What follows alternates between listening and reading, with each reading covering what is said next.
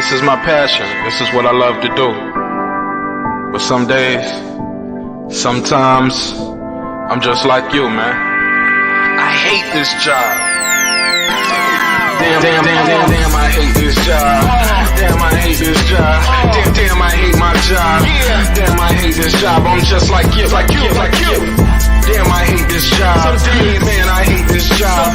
Man, I hate my job. From a good dream I awake, sun rays on my face, planning out my day, hoping this ain't the one that I catch a case. I feel so good, I feel so straight. My manager keep calling me saying, hurry up, you late.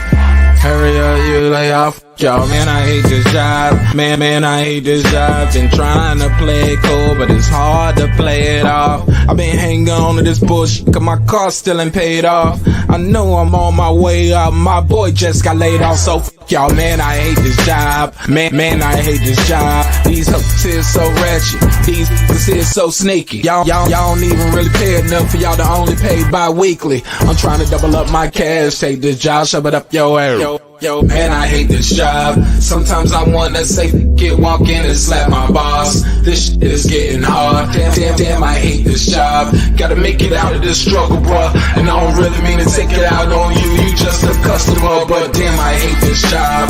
Damn, I hate my job. Damn, I hate this job. Damn, I hate my job. Damn, I hate this job. Damn, I hate this job. Damn, I hate my job. Damn, I hate this job. We're the reason why your stockholders always stay afloat. Yet I'm asking, are they hiring? Like everywhere I go, schedule will say 9, but I think it's fine if I clock in at 9:04. I work 40 hours a week plus overtime just to be bro. So y'all, man, I hate this job. Hate that I applied. So much has transpired since the day that I was high. Told me I could advance, but you were telling me lies. Gotta give your notice before I quit, but you don't say shit right before I'm fired. Damn, man, I hate this job. Sometimes I wanna say, walk in and slap my boss. This shit is getting hard. Damn, I hate this job. Gotta make it out of this struggle, bruh. And I don't really mean to take it out on you. You just a customer, but damn, I hate this job. Damn, I hate my job. Damn, I hate this job. Damn, I hate my job. Damn, I hate this job. Damn, I hate this job. Damn, I hate my job. Damn, I hate this job. You and your procedures, you and your protocol, you and your policies, none of that shit don't apply to me.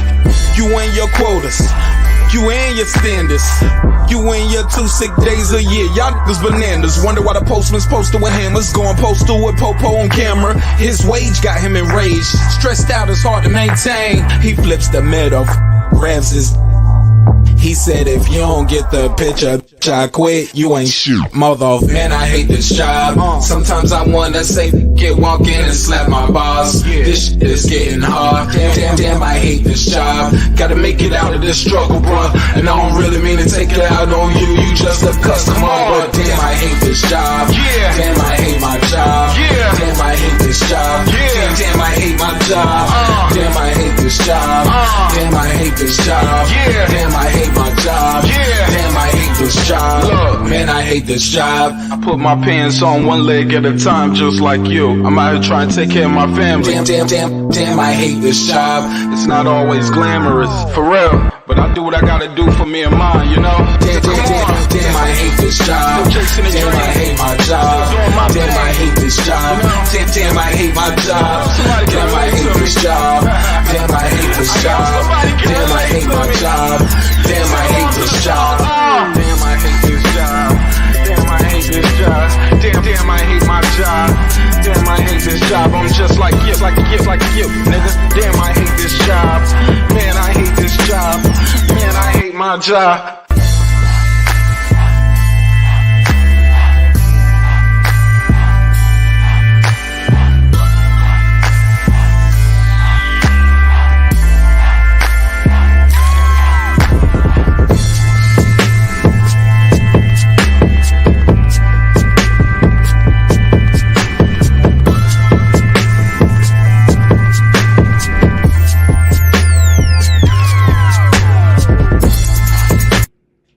The views and opinions expressed in this program are those of the speakers, commentators, experts, and/or the host.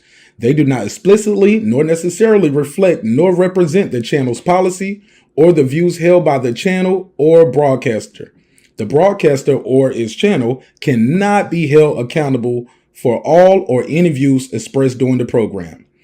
Basically, if I didn't say it, don't come for me. You come for the person who said it. And please don't sue me for somebody else's words. With that said, let's start the show, motherfucker. This that squad sound.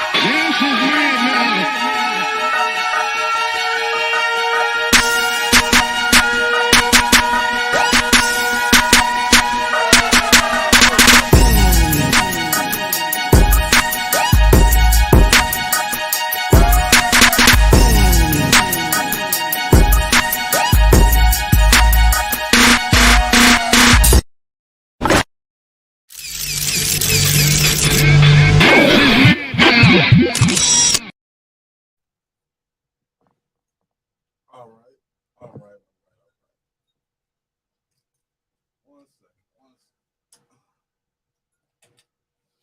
What up? What up, though?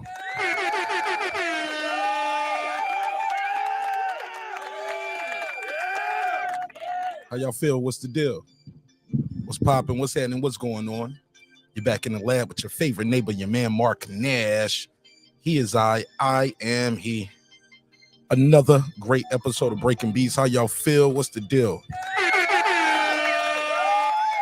Hope this broadcast find you all in good spirits, good health, good prosperity. God knows we need it. Shout out to everybody who's here on this late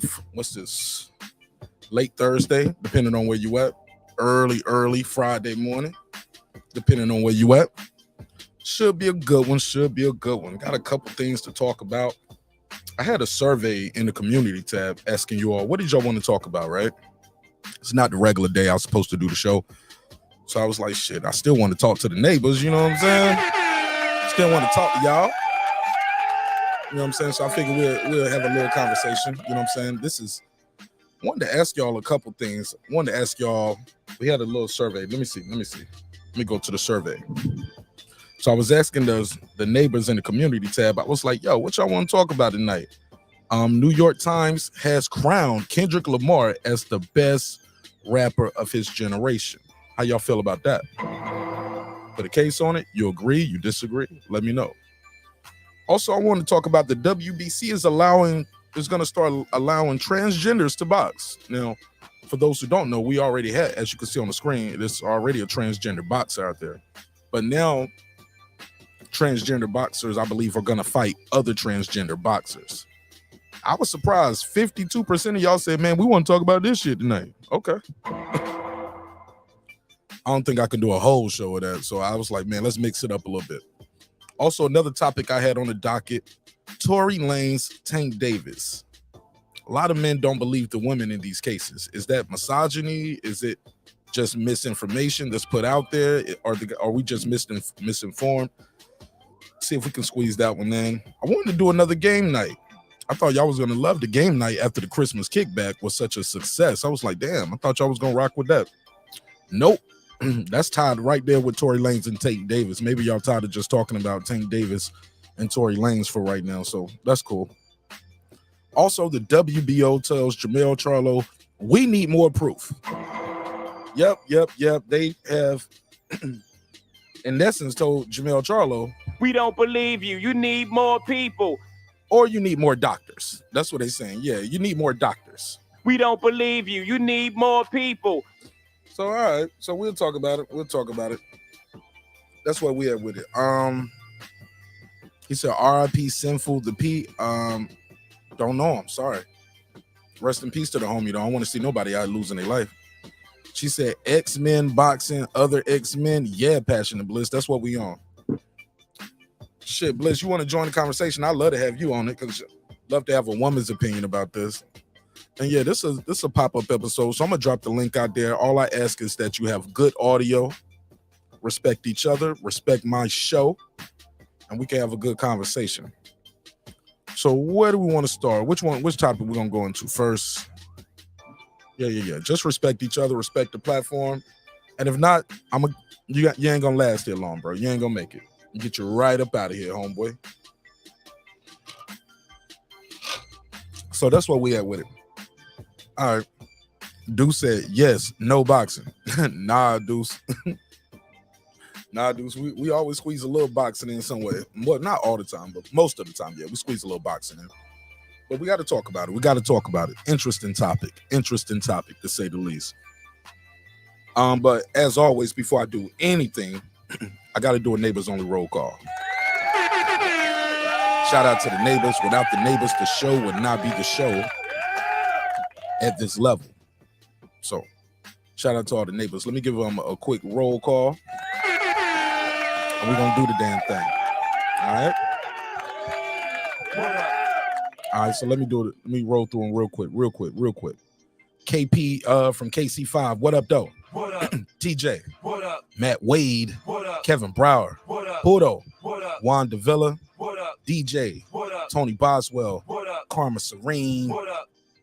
Kansas City Matt. What up? Ill Status Boxing. What up? Ace Retro. What up? That guy Clips 330. What up? Tank the Sweet Signs Examiner. What up? Beyond and Above Media. What up? Pittsburgh T. What up? Juan Epoxy Magic. What up? Excuse me. SF City Slicker. What up? I Know Boxing. What up? Stephen Bateman all the way in Australia. Mama, we made it. What up, gangsta? Deuce Times. What up? Boxing Lounge. What up? It's Mex. What up? Mike from Boston. What up? Rod of the Storm. What up? Here to there. What up? Miss Queen returns. What up? Taylor Bell. What up? Maddie Yoel. What up? C. Jones 0224. What up? Cliff Bailey. What up? Con Shonery. What up? Lisa Bells. What up? Cooking with the Champ. What up? On the mic with Terrence Bailey Sr. What up? True Media Today, USA Boxing. That's my guy, Coach Malachi Williams. What up? HLD. What up? Cooking with Sir Senior. What up? Brandon Washington. What up? Born Supreme. What up? Lady Shane Dundam season my UK girl all the way in London town. What up, gangsta? Dub Right Side. What up? D Bevel the Champ. What up? Rob G Film. What up? And of course the big fish himself, my good brother Derek Lincoln. What up? What up, gangsta? All right. All right, y'all smash the like button on the way into the room. Without further ado, let's just jump right into the schmizzity smoke. Shout out to Haplo Type in the building, drumming for life, Cosmic. I see y'all. I see y'all. All right, let me just jump right into it. Have y'all heard anything about the news with the WBC? First of all, are y'all familiar with the person on the screen? Anybody know a name? Anybody know the name? This is a transgender boxer. Yeah, transgender boxer by the name of Patricio Manuel, born July 22, 1985. Patricio is an American professional boxer. In 2018, he became the first transgender boxer in the history of the United States to have a professional fight. The record right now, 1-0. Yep, 1-0. 37 years old, from Santa Monica, California. Fought against he fought his last fight as a woman in 2012 against Tierra Brown. And then he transitioned to Patricio Manuel. Orthodox stance, 1-0. But the bigger news is this: the WBC is planning. Let me delete this. Sun just popped up. All right. WBC is planning to introduce transgender boxing category. This is according to the president, Mauricio Suleiman. The WBC says its prospective transgender category would adopt the quote-unquote at birth rule, meaning that a trans fighter assigned as a male at birth only be able to compete against fellow trans fighters assigned as a male at birth. Interesting. Let me go and make sure I got these phone lines open for this. I know y'all want to call in about this one. Let me make sure I got the lines open. I probably won't even get through this whole category before the phone start ringing, but it's all good. It's all good. Let me put the number on the screen so y'all know what I mean when I say these things. You heard? All right, so here you go. The WBC is introducing transgender boxing category, and they said it's a male. So if you're born a male and you transition to a woman, you can fight other people that were born male and transition into women. Also vice versa. If you was a woman transition to a man, you can fight other women who transition into men. WBC President Mauricio Suleiman says the organization plans to introduce a new transgender category. Will call for interested athletes to come forward in 2023. So in 2023, go ahead and get your scrap on. Let me scroll down. Here we go. Quote, we are going to put out a global call for those who are interested in 2023 and will set up the protocols, start consultation, and most likely create a league and a tournament. Suleiman told The Telegraph. End quote. Wow. Quote, here's another quote. Here we go. Quote, it is time to do this. And we are doing this because of safety and inclusion. We have been the leaders in rules for women's boxing, so the dangers of a man fighting a woman will never happen because we are going to put things in place. End quote. Quote, in boxing, a man fighting a woman must never be accepted, regardless of gender change. There should be no gray area around this. And we are going to, and we want to go into it with transparency and the correct decisions. Woman to man or man to woman transgender change will never be allowed to fight a different gender at birth. All right. Gender rights, and that's the end quote. Gender rights have become a major talking point as sports seek to balance inclusivity. They want to be inclusive, damn it. You know the word. Inclusivity. Fucking y'all know what I mean. They want to keep everybody, they want to be inclusive. When ensuring they're going to make sure there's no unfair advantage, blah, blah, blah. In June 22, Swimming World Governing Body, FINA, voted to restrict the participation of transgender athletes in elite women's competition and creating so they did change that after that transgender woman, a trans woman went over there and won all them damn was smoking everybody boots. Yo, okay, that's crazy. So they did change that, but that's the story right there. That's the story. Let me see what they're saying in the chiz at. I'm gonna drop the link out there. I'm gonna open the phone lines up, and I would love to hear what y'all got to say about this. Let me see what they're saying out there. Respectfully, of course. Keep in mind, y'all got it. You can't look. This is a sensitive topic, so please don't use the F word, right? The FAG. You can't say that over here, all right? Because YouTube don't like it. And yeah, they'll shut the whole shit down for that. So yeah, so if you want to call in and voice your opinion about that, I'd love to hear what you think about it. Shout out to Stephen Bateman. I see you, homie. Let me see what they said in the chat. Anybody? Somebody said, don't sleep on my boy Jadakiss. Oh yeah, we got a survey in the chat. Do y'all think Kendrick Lamar is the best rapper of his generation? Well, Jadakiss isn't in Kendrick Lamar's generation. Shannon Briggs. Shout out to Shannon Briggs. Let's go, champ. See what they're saying. Let me see what they're saying. Thank you, Philip H. Inclusivity. Thank you. Thank you, Philip H. You helped me out with the precipice last time. Thank you, man. I like the way you break the word down so I can read it a little better with my dyslexic ass. Tyson Garcia, he said, so who's funding this nonsense? You and me, buddy. You and me as boxing fans. It's already been funded. The WBC is putting it forward. They said this is where we're moving. Passionate Bliss, she said, they don't bully the boxing world into making the lane for them. Let's go, sis. Go ahead. Passionate Bliss, how you doing, sister? Good evening, greetings, and salutations. Hey, how you doing, family? What's going on? Thanks for having me up.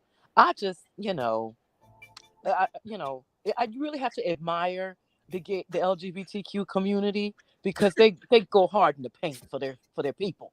They bullied the boxing. They go hard somewhere else too. You know what I'm saying? Other than the paint, I'm just saying respectfully. They bullied the boxing world into making a lane for them to come pull up in. So I mean, is it really that many that they needed to have somebody make a lane for them? Is it really that many? I think it's enough. I think they got a league. I think they got enough for a league. It's a big thing out there. Well, I guess it was easy for them to get those pecs Because they came with half the pecs already. So I guess Yeah. all they had to do was shave that down. But that is it's actually it's hilarious to me, but it really speaks to how hard they fight for their rights. And I feel like if you want a lane, then you have to fight for your lane. Fight for your lane to be in. And they have a right to do that. But I agree with this more than I agree that somebody who's in competitions with women and you was born a man with Come on a now. whole lifetime of practice as a man. So I don't agree with that at all. So I'd rather them go ahead and carve them out a lane of their own to be in than to actually have them competing and winning against women when you got a lifetime of, practicing as a man. So come on with that. Would you watch it? I might watch the first ones just to see. It's like you watching a train wreck. It's the same way people watch train wrecks. I might watch the first couple ones because I'm not a boxing fan. It's too violent for me. But I might watch it just for kicks and giggles. I actually would try to see that. Hold on, let me take this call real quick. Don't go nowhere. 323, you on the MIC. What's your name? Where you from, family? Hey, what's up? It's Sean. I'm from LA. Sean from LA. Talk to me. Man, I'm the guy who actually said they go hard. Pause. Shout out to you, Sean. What's up, man? What you think of this? You think it's gonna Man, it's gonna flop, man. It's gonna flop just like Strange World, man. It's gonna probably even flop harder than that. Pause. The point I'm saying is like, man, who's gonna watch it? What type of I don't know, man. This world is a full experiment. It's becoming just like I know you know about the Justice League? Yeah. Yeah, you know about Martial Manhunter? Yeah, what about it? Yeah, there's 2 man Martial Manhunters in this motherfucker, man. Like too much John Johns, man. Hey, look, have you ever seen one of those pride festivals on TV? They have a large contingency, bro. It's a lot of those people out there globally. At the end of the day, that stuff is gonna flop. They don't want even those experiments probably doesn't like to see each other getting beat up in that with pause. Yeah, it's a lot of. I can't. I'm trying to word it right, Go ahead. and it still sound off. I just don't understand. Like, damn, I don't want. You don't want to see each other getting violated, and that still sounds wrong. Man, I can't even sound. I can't say violate, pummeled, beat up. I can't even say shoot. Like they getting scrapped. And I don't even want to know what type of scrapping, what they do. It's strap season. It's strap on season. Yeah, the problem. Strap The on, thing they're is, going to have the package. They're going to get a package put on. It's going to flop. That's all I got to say. It's going to flop, and no one ain't going to watch it, man. It's probably going to be like, maybe going to have what? I don't know what type of thing. Maybe like under 50K, 50,000 people watching that. That's about it. Ain't gonna make that much buys. I'm telling you, bro, I disagree with you. I think this shit is gonna be a big hit. Pause. Globally, because I think globally, bro. It's because some countries, look, some people are like that, and they can't be that way in their country. They're gonna be flocking to wherever they're accepted at, and they can fight now too.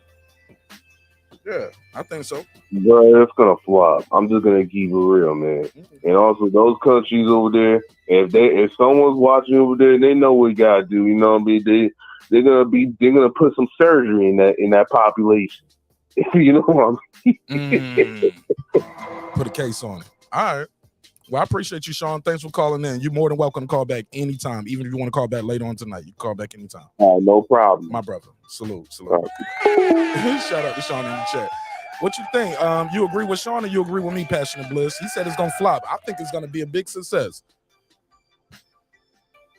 I think it's gonna flop. I think once the novelty of it wears off, because I am gonna look, but once I think the novelty of it wears off, I think it might flop. Yeah. It might not sustain for a long time, but I see people like you said, out of curiosity, they're gonna watch it and see. Like you said, people like to see a train wreck. People like to see something bad happen. I just know when they get hit, they can't be in there. You can't you can't be in there making those kind of noises when you get hit. You know what I'm saying? All right, but I think this is important that they're doing this. At least they're we're not doing this. I think it's important that they saying, hey, look, we're gonna make sure you're not a man who turned yourself into a woman to fight a woman. You get what I'm saying? I think that's very key because what was it was some swimmer. Remember that swimmer who was big as Michael Phelps? Right. And just dusting all of these girls. And he's sitting there legitimately taking those wins. That was ridiculous. Now I don't mind for them making a lane, but they know that's not fair. Bitch ever. Y'all bitches just swim too slow. Like, nah, homie.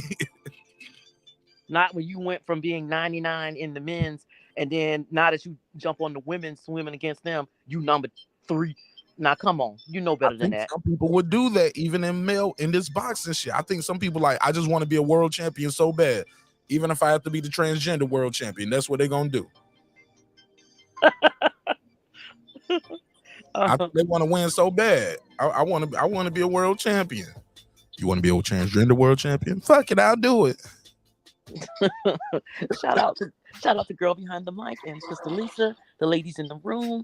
But yeah, shout out to the ladies.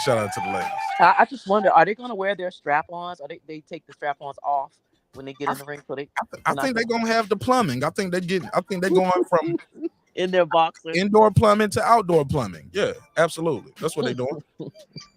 Okay, I think that's what I'm looking for. I think that's why I'm gonna be watching, just to see how they gonna do this, how they gonna look. Yeah, that's. Hey, look, I don't know if you saw this picture I put up. This right here is Patricio Manuel. This used to be a woman. Can you see the screen? He would have fooled me. He looks like a dude. He would have actually fooled me. Yeah, he don't got the work done. He spent all his career earnings on this. I'm joking. I don't know what he did. I wonder do they get, like, if he had a tramp stamp before, do you get the tramp stamp removed? Because that'd be a dead giveaway if you got a tramp stamp. Still got a tramp stamp and trying to do transgender boxing. Fam, that's crazy. That's crazy. Yeah. Got a better beard. Hey, look, got a better beard than some of these dudes in the chat. Hey, look, his beard look better than Tank Davis. Tank Davis' beard ain't even that full. Yeah, that is amazing how he looks. Tank Davis' beard. Tank Davis can't get his beard to grow all the way in. Wow. But look at Patricio. What's up, Reg? Somebody said she looks beastly. Yeah, man. Can't call him she no more. You gotta use the proper pronouns, right? That's gonna be confusing for a while. Using the proper pronouns. Somebody said it looked like Winky Wright cousin. Oh, y'all tripping in the chat. Yeah, that's a good comment in the chat about the weight classes, because it's going to be challenging to make sure that everybody who's trans and shows up is actually, how many classes are they going to have enough people to have classes? And who's to say that maybe you got 5 people competing and they're all in different weights, and so I think that's going to be tricky for them too, to have participation with them, because it's such a limited number. And I wonder how much interest is there in trans? How many trannies are there lined up waiting to box? Is it a lot? Is it really that many? Honestly, can I get a big glass of Never Hoid of it? Small hat. Yeah, Never Hoid of it. Let me give you a drop. Never Hoid of it. I don't know how many there are, but I can imagine. I promise you. I think once they have their own lane for this, I think you're gonna be surprised how many people pop up all of a sudden saying, like, because there's probably people now that are already trans but just don't know how to box, but they're gonna get into boxing now. They got a lane, or they're athletic, or like, hey, I already can fight. I've been fighting my whole life. I think you're gonna be surprised how many people are gonna jump into that shit. Oh, okay, that's actually a good point. That making that lane might actually draw them into doing it, into boxing in the first place. Yeah, right. And they'll be like, yo, it's not like they're fighting against other people that are champions already. You know what I'm saying? Now, if you're a male at birth and you transition to a woman, yeah, you're going to be fighting other people who are just like you. That's the way they say they're doing it, which is, somebody said Juliana Williams. I don't know who that is, Box for Money. Let me click the link. Let me click the name. Juliana Williams. Who is that? Oh, he does look like J-Rock. Yo, I'm gonna show you a picture of this one boxer, yo. Julian Williams. Yo, he does look like Julian Williams. Julian Williams, boxer. Yo, when you see this picture, you're gonna be like, Mark, that's crazy. Yo, let me put him on the screen. Yo, hold on, let me share my screen. Yo, this does look like a version of Julian J. Rock, man. I hope he don't take that as disrespect and want to put hands on me when he see me. Cause if he touch me, I'm gonna sue his ass. I'm gonna sue him or I'm gonna shoot him. One or the other. Look at that picture right there. You can't make this shit up. Damn, J. Rock. Look at that shit. Can you see the picture on the screen? Bliss, did your mic mute or is that me? Did I? Oh yeah, I'm sorry. I was mute. But yeah, he looks like him. That's good work. He had really good work done. He looks very strong. He would have fooled me. I can't imagine, ladies. Can you imagine he could stroll up to you? You thought this was a dude. He would have fooled me. That's not fair, actually. He said for them to look that real. Yo, that is crazy. She said for them to look that real. He would have got me. Yo, have you ever met have you ever known anybody personally that transitioned? Like you knew them this way and then you see them now and they're that way?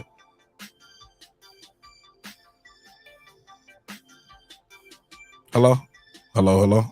Oh, I'm sorry. Have you ever met somebody before and like knew somebody before they transitioned? No, not personally. I haven't. I went to high school with somebody, yo, who is transitioned now. How did it look? Shit, my one got a mustache and a goatee. To me though, I still see the girl though, but she looked like that in high school. In high school, she was stocky. She was like, she did the shot put. You know, shot put is like when you grab the, for lack of better words, a big ball and you throw it. Mm-hmm. Shit, yeah. Now she throwing balls for real. She got a set, yo. Congratulations. You know what I'm saying? She got a set. But you know what? I see the women that transfer to men. They always look fake to me. They always look like soft. They're like a big soft dude. But this is the first one that actually looked like a real hard dude, actually. Right. Yo, man, I would show the picture, but I don't want to get in trouble, man. Maybe I'll do it on members only. I'll take a screenshot, put it on members only. But because everybody might not know that person. Because you know, they do that shit, move to another town, get somebody else. Maybe, hey, look, this person is married, got a whole woman. The person I'm talking about from school is married, got a woman. They have a child. Now, I think the child came from her. That person already had a child, you know, of course, obviously. Because you can't produce no semen like that. But I think the motherfucker can still skeet, though. Can they bust? Can they still skeet and bust? How they work? I don't know. I think you can fix that, can you? Can they skeet, though? Don't they busting something? They ain't making no babies in it. But motherfucker skeeting something, maybe just pee. Whatever. Yeah. But in high school, she was like stocky. She was easy as fuck. She was strong. ROTC, the whole nine. This nigga was like athletic, yo. Could beat some of the dudes up probably. You know what I'm saying? She was strong as fuck. And now to see him, strong ass dude. I was like, yo, nigga. I'm looking on Facebook, and you know how niggas on Facebook, they always like, yo, did you see Kim? She ain't Kim no more. I'm like, what? She Kiki. I'm like, word? Or Keon now. Kim might be Keon or something like that. Yeah, Kiki is Keon now. I'm like, yo, that shit is crazy, yo. Wow. Got a whole goatee, you know what I'm saying? But when I see the face, though, the face is still the same to me. I look past that goatee, I'm like, yo, this is still Kim. That's crazy. But you know one thing I do know, those masculine, y'all, they actually got swagger, because I see the question in the chat that would I let the homie hit. I'm just saying, as a female, I would, if this dude came up, I would respond to him. No, now that you know, though. I might, if I didn't know. No, you know now. If I knew, no. Because I'm not delusional. And I'm not trying to be anti-trans. I'm not. You can switch it all you want to. You still an X and a Y. That's an XX right there. They're trying to have no more babies anyway. Still female. That's a female. I know it. So if I didn't know, he would have as much a chance as I would give a guy, any other guy. But Not if I know. No. But you know, like you don't want to see what it look like. Tell the truth. You know, you still want to see what he's working with. And how he's working and how he's operating it. I just, out of curiosity, I would like to see how it's working. Is it gonna pop up and get hard? I would like to know. See, you want to see? Hey, but I wouldn't give him the chance. I wouldn't give him the chance to find out.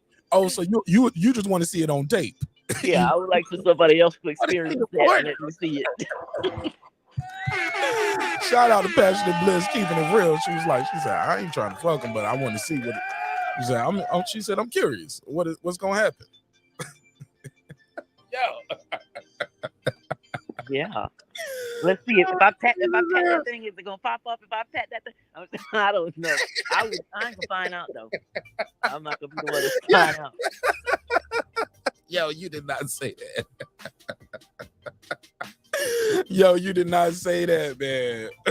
Why did you say that? Oh man, we're gonna get canceled. This gonna be the one. Every episode we try a little bit harder to get canceled. Somebody said, real talk, Sean, I wondered what she saw as a woman. Somebody said fake physique and looking like Jason Statham. But you know, I've been hit on by lesbians before, and some of them lesbians got a lot of swag.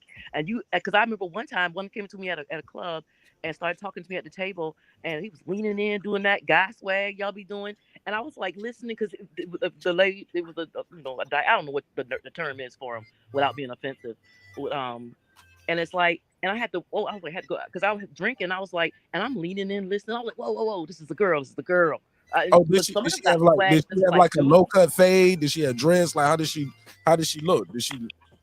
Yeah, she was dressed up. She was looking nice, and she came over there. How was the hair? Like had waves spinning, or did she have dreads? Yeah, she had waves. She had a low haircut. She had waves. She was looking and dressing like a dude, but I could see the boobs, so you can't fool me. But I mean, but she started talking, and I'm nice. I talk to everybody, and she was kicking some pretty good game. I was like, oh my god, she got swagger like a dude. So I could see this guy fooling somebody now, because they already, the lesbian ones, the hard ones, the name you call them. I'm trying not to get you kicked off, but when them hard ones come up to you, they got swag. Oh he my probably can pull it. If he got swag like that, he probably can pull. Hilarious, yo. So because you said you almost fell for it. Like, damn, wait a minute. Yeah, I was like, wait, whoa, this ain't no dude. You knew everything you needed and wanted to hear because she is a woman. Yeah, everything you needed to hear. Oh yeah, she came hard. Her game was good. Did she buy you a drink? No. Did you accept the drink? Tell the truth. You laughed. She bought you a drink. No, because the guy I came with showed up. He showed up and she got up and left. Oh, look. So she came and sat down and you was waiting on the dude. That no, nigga I was sitting down waiting for my friend to arrive. Yeah, but if he was a dude walking up to you with that game, you would have went. Like your dude would have been just, I stopped. Like, look, you late, I left. No, I wouldn't have. I ain't never would have left. Okay. But yeah, she was like, "Oh, it's a dude here," so she got up and left. But no, that game was pretty good. Hilarious. One of the best stories ever. Man, we need to do that episode, man. What is one of the best episodes we ever had over here? Your favorite episode? Wow. All right. Pastor Bliss, you familiar with Kendrick Lamar? A little bit. Yeah, a little bit. He's one of my son's favorite rappers, actually. Is he the greatest rapper of this generation, of his generation? Yeah, well, actually, when I asked my son that question, I asked him who was the top three, and Kendrick Lamar was one of the top three. Top three? Yeah. Shit, I don't know. I think a lot of people got him up there. I always think people mention Drake, Kendrick Lamar, and J. Cole. Those three are like the best of their generation. Yeah, that's what he's.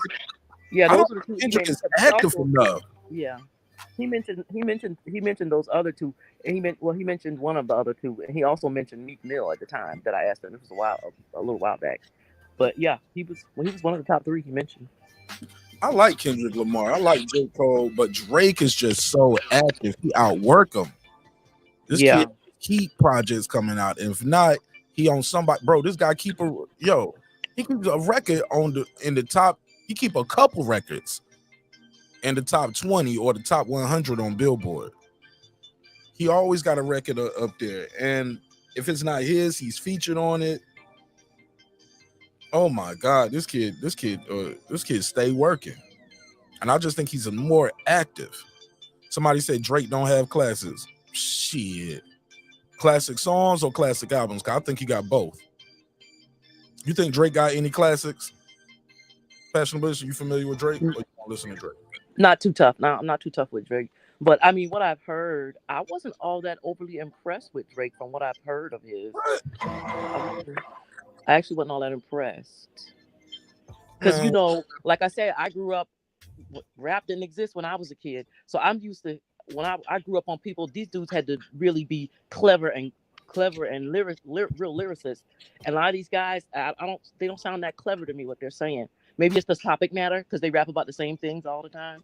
And so, but they don't sound clever to me. They're not quick with it. They're not, strong with it to me anyway. I think I heard maybe like 2 of his songs. I didn't think he was that clever with it. Who, Kendrick or Drake? Drake. I didn't think Drake was that clever with it. And they all act like he's the best thing out there since sliced bread.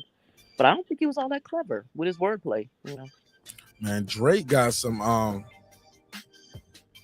he got some witty lines, man. I've heard him say some witty shit. Okay, and it could be that I didn't listen to enough. Maybe the songs I heard by him just wasn't hitting. But it could be I didn't listen to enough of it. Oh man, especially on that. Even sometimes it's the way he says simple shit. It might be like, he was like, Kobe about to lose 150 M's. Kobe be my nigga. I hate it had to be him. Bitch, you wasn't with me shooting in the gym. And then they dropped the beat, and then Rick Ross and everybody said, bro, every time I DJ and I play that song, I drop the beat, whole room say it. Even girls like, bitch, you wasn't with me shooting in the gym. Like, they go crazy over that part. But that nigga told Common, he said, you and pussy identical. He said, what he said? I'm just being surreal. You and pussy identical. You like the fucking finish line. We can't wait to run into you. Oh man, he was just going off, bro. Like, I'm sorry. I got Drake over Kendrick, yo. Put a case on me. Call me now, argue with me. I don't care. I got Drake over Kendrick, yo. I think Kendrick is dope. He says some good shit. He can flow. He does the little things with his voice, like the alien shit. He just ain't active enough. He's not active enough. I'm just sorry. He's not active enough. And Drake just got so many projects. I'm sorry. Just got so many projects. I mean, if I had 3 years to make 3 years to work on the album, shit, everyone better be classic too. If you take 3 years in between every album, shit. Sorry, y'all. I know some people mad. They're gonna unsubscribe, Passion of Bliss. What? I don't like his music. I'm gonna unsubscribe. No, I don't talk about rap on my channel anyway. But like I said, I feel like rap has changed a lot. I don't think it's as good anymore, and I have actually stopped listening to it over the years because I feel like the bar is low, and I feel like I'm not trying to be nasty. I feel like some of the shine that Drake is getting is because the bar has been so low. The bar has been lowered so far down that he's the hottest ticket out there. When I don't think he's that clever with his wordplay. But the bar is so low now in rap. That's all. I'm just saying. Give me somebody with the wordplay that you like, man, when you said that. Who was back in the day? Folks like, KRS, guys who really was saying something and they was clever with what they were saying. Back in the day, it was also what's the one? The dude that had the big clock around his neck, Flavor Flav didn't even rap. You mean no, not him, but his partner. No, the other guy. All right. The other guy. But I just couldn't remember the name. Hold on. 224. You got the floor. What's your name? Where you from? Yeah. This is Errol. I'm from Chicago. Man. Errol from Chicago. What up, my brother? What's happening? I've been listening to the conversation, and I will 100% agree with the young lady. To me, that bar has been so lowered that it's just not like Kendrick. I like Kendrick. I like Drake. I think they're clever and everything. They're probably the best of the new generation, including J. Cole. But I just think what she said is 2000% true.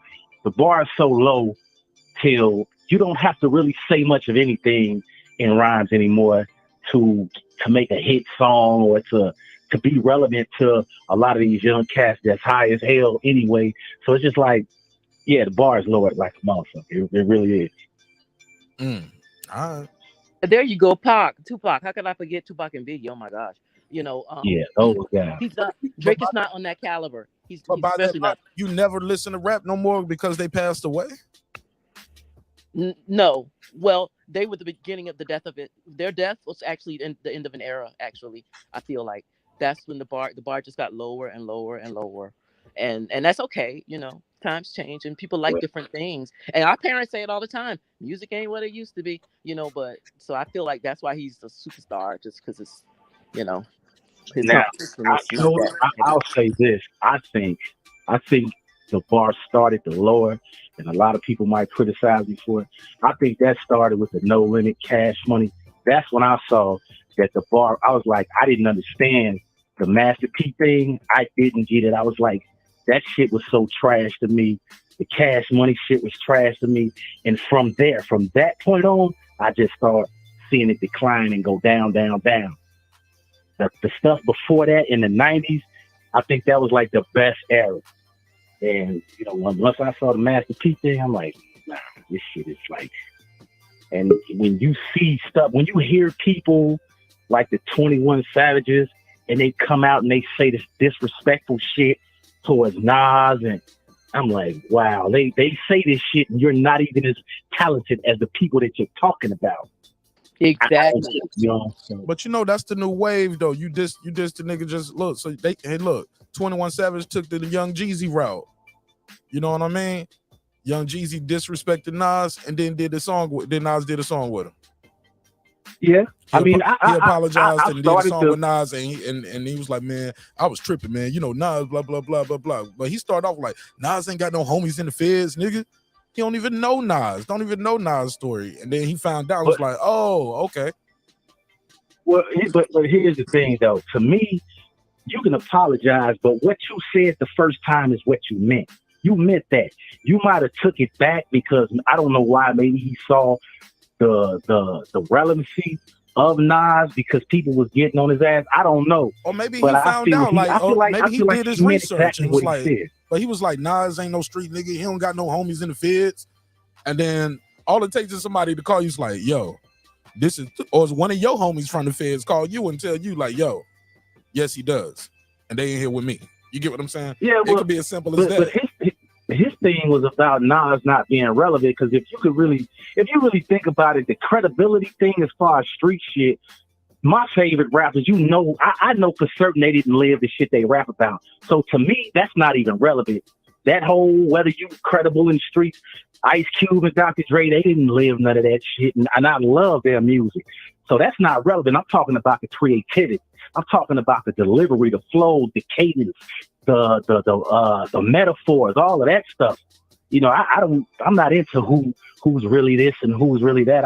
That's not even relevant to me. But him saying that Nas is irrelevant, I'm trying to understand, like, what do you think is relevant? Is it what's in the club or is it what's worldwide? If you can go across the world and hear Nas, and just because you're in the club at 25 years old, you might think that you're the thing that's relevant. And you are relevant to your age group. But to the bigger scope of things, you know, Nas is relevant to the world, you know? Nas just won a Grammy last year. What the fuck is 21 Savage talking about? Hold on, though. Hold on, Rel. I got my boy Deuce Time just pulled up. Okay. Rel, click the link. Join the panel. Kick it with us.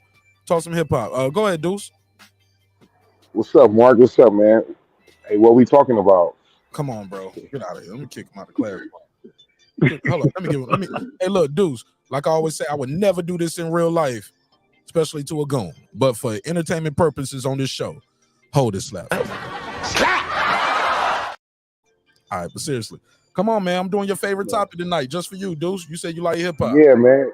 Yeah, we want some hip-hop shit. Yeah, man. We talking about Drake versus K-Dot. Yeah, I'm gonna have to go with Drizzy, man. Drizzy makes better songs than K-Dot. K-Dot shit is like Def Jam poetry and shit. You know what I mean? It's cool, but I think he's overhyped by the Interscope machine. But You say his shit sound like deaf poetry? yeah, Dev Poetry. That's the kind of shit I hear when I hear K Dot. He got some funky shit, you know what I mean? Swimming pools and King Kunta.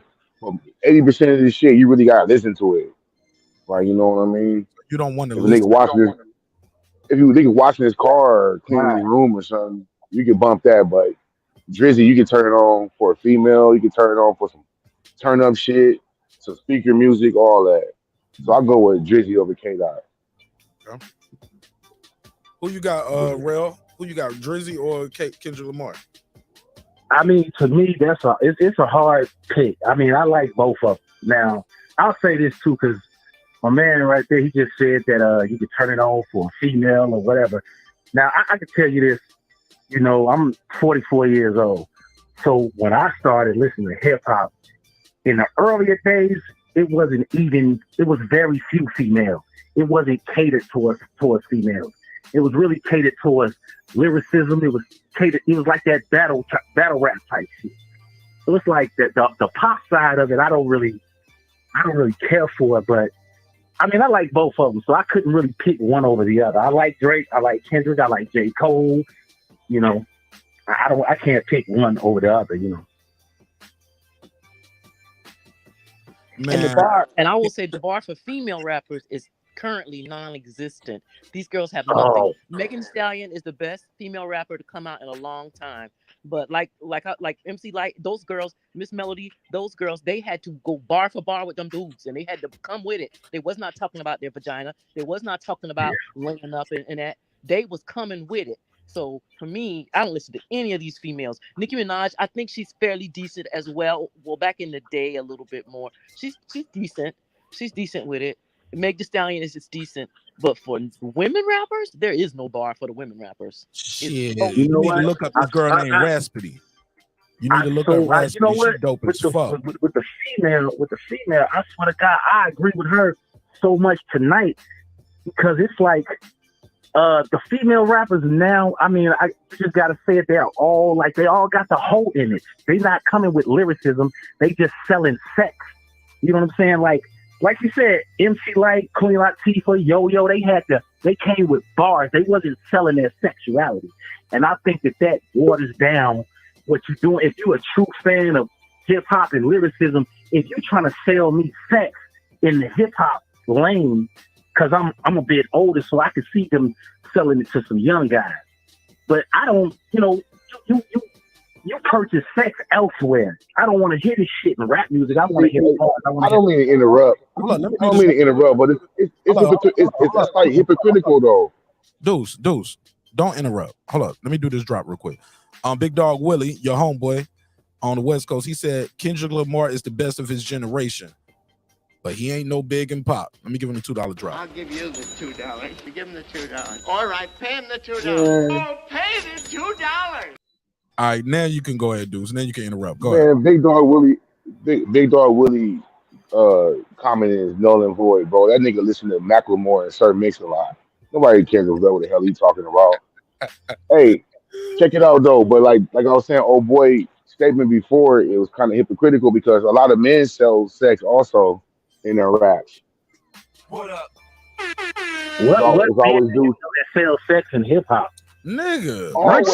Break sells sex. All the rappers. Hold up. All the rappers have their shirt off. Hold up. Like, what you talking about?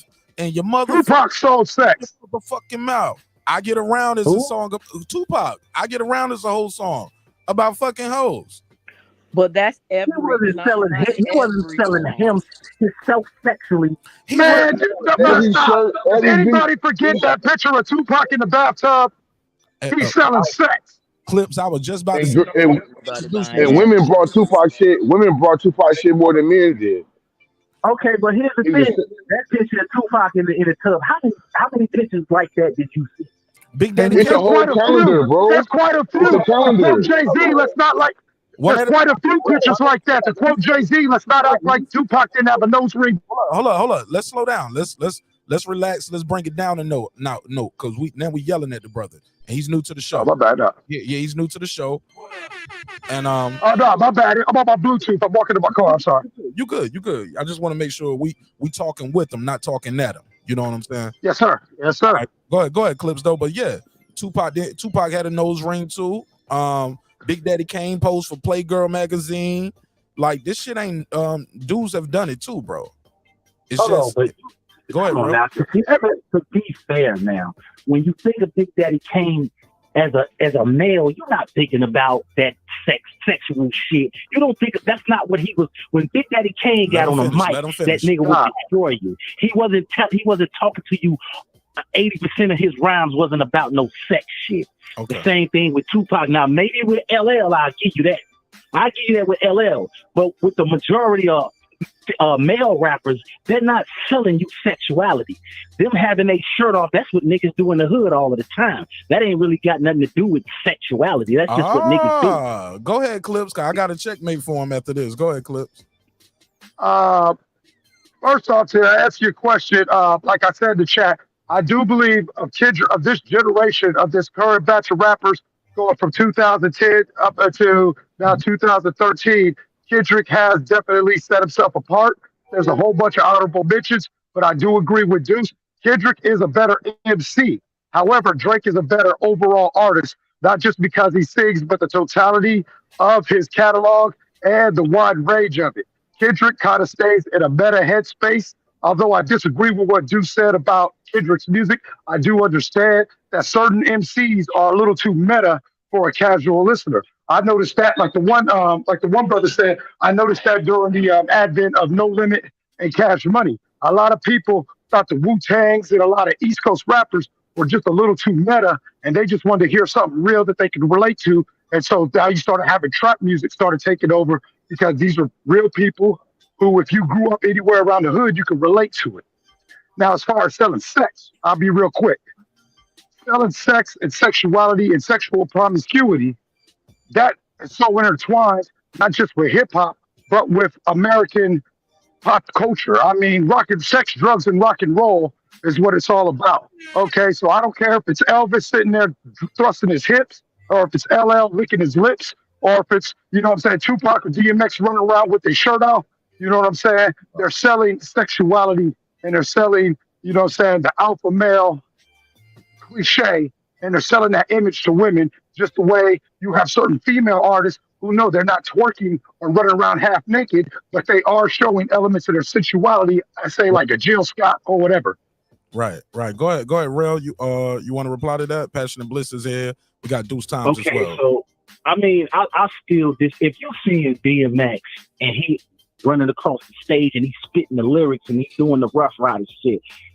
I mean, maybe because I'm a dude, I'm not paying attention to him with his fucking shirt off. It's That's just, not you know you. what I'm saying? It's like, not I don't marketed see that to as you, sexual at all. I don't see it as sexual. Hey, you know what I'm saying? He's a lyricist. You know what I'm saying? Real, but that's you, and you're a man though, and you shouldn't look at it as sexual. But and females buy the records. Females buy more records than men do. I didn't see it as sexual, actually. I mean, as a female, you know, guys rapping with their shirt off, that's just when they started talking. But you know, I don't perceive most of the male rappers as pushing sex forward the way the women are. It's not on the same scale at all. They're gonna talk about it because sex is a part of life, so they're gonna talk about it, you know. But for these girls, it's as if they're actually rapping what they're saying. They're saying I'm a prostitute is what they're saying. He ain't getting nothing if I don't. They're sounding like prostitutes actually in these raps, and the rappers sound like tricks. It ain't tricking if you got it. You can have anything you like. Rappers sound like tricks. I make it rain on these hoes. Yeah, it's the same thing. Like, what? Saying that shit, you know. Those are the garbage niggas saying that, but like, no, if it's you the think biggest, about the biggest of the biggest are doing this. The Lil Waynes, the Jim Jones, the Fat Joes, the Jay-Z. But what I'm saying, even if they say it ain't tricking if you got it, they're not selling themselves as sexual. They're not pushing their sexuality. Okay. They're talking about the girls that they get. We're talking about the prostitution and pimp thing.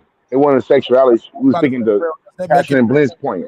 Does that make it one better? One like I heard somebody say one time. I think it might have been Clips. It might have, if it wasn't him, it was Megazar or Brandon Washington. I know a lot of the homies always talk about it. Like our era, we were talking about being the drug dealer. This era is talking about doing as much drugs as possible. Yeah, that was me. That was me. That was a personal conversation. Yeah. So, okay, sorry.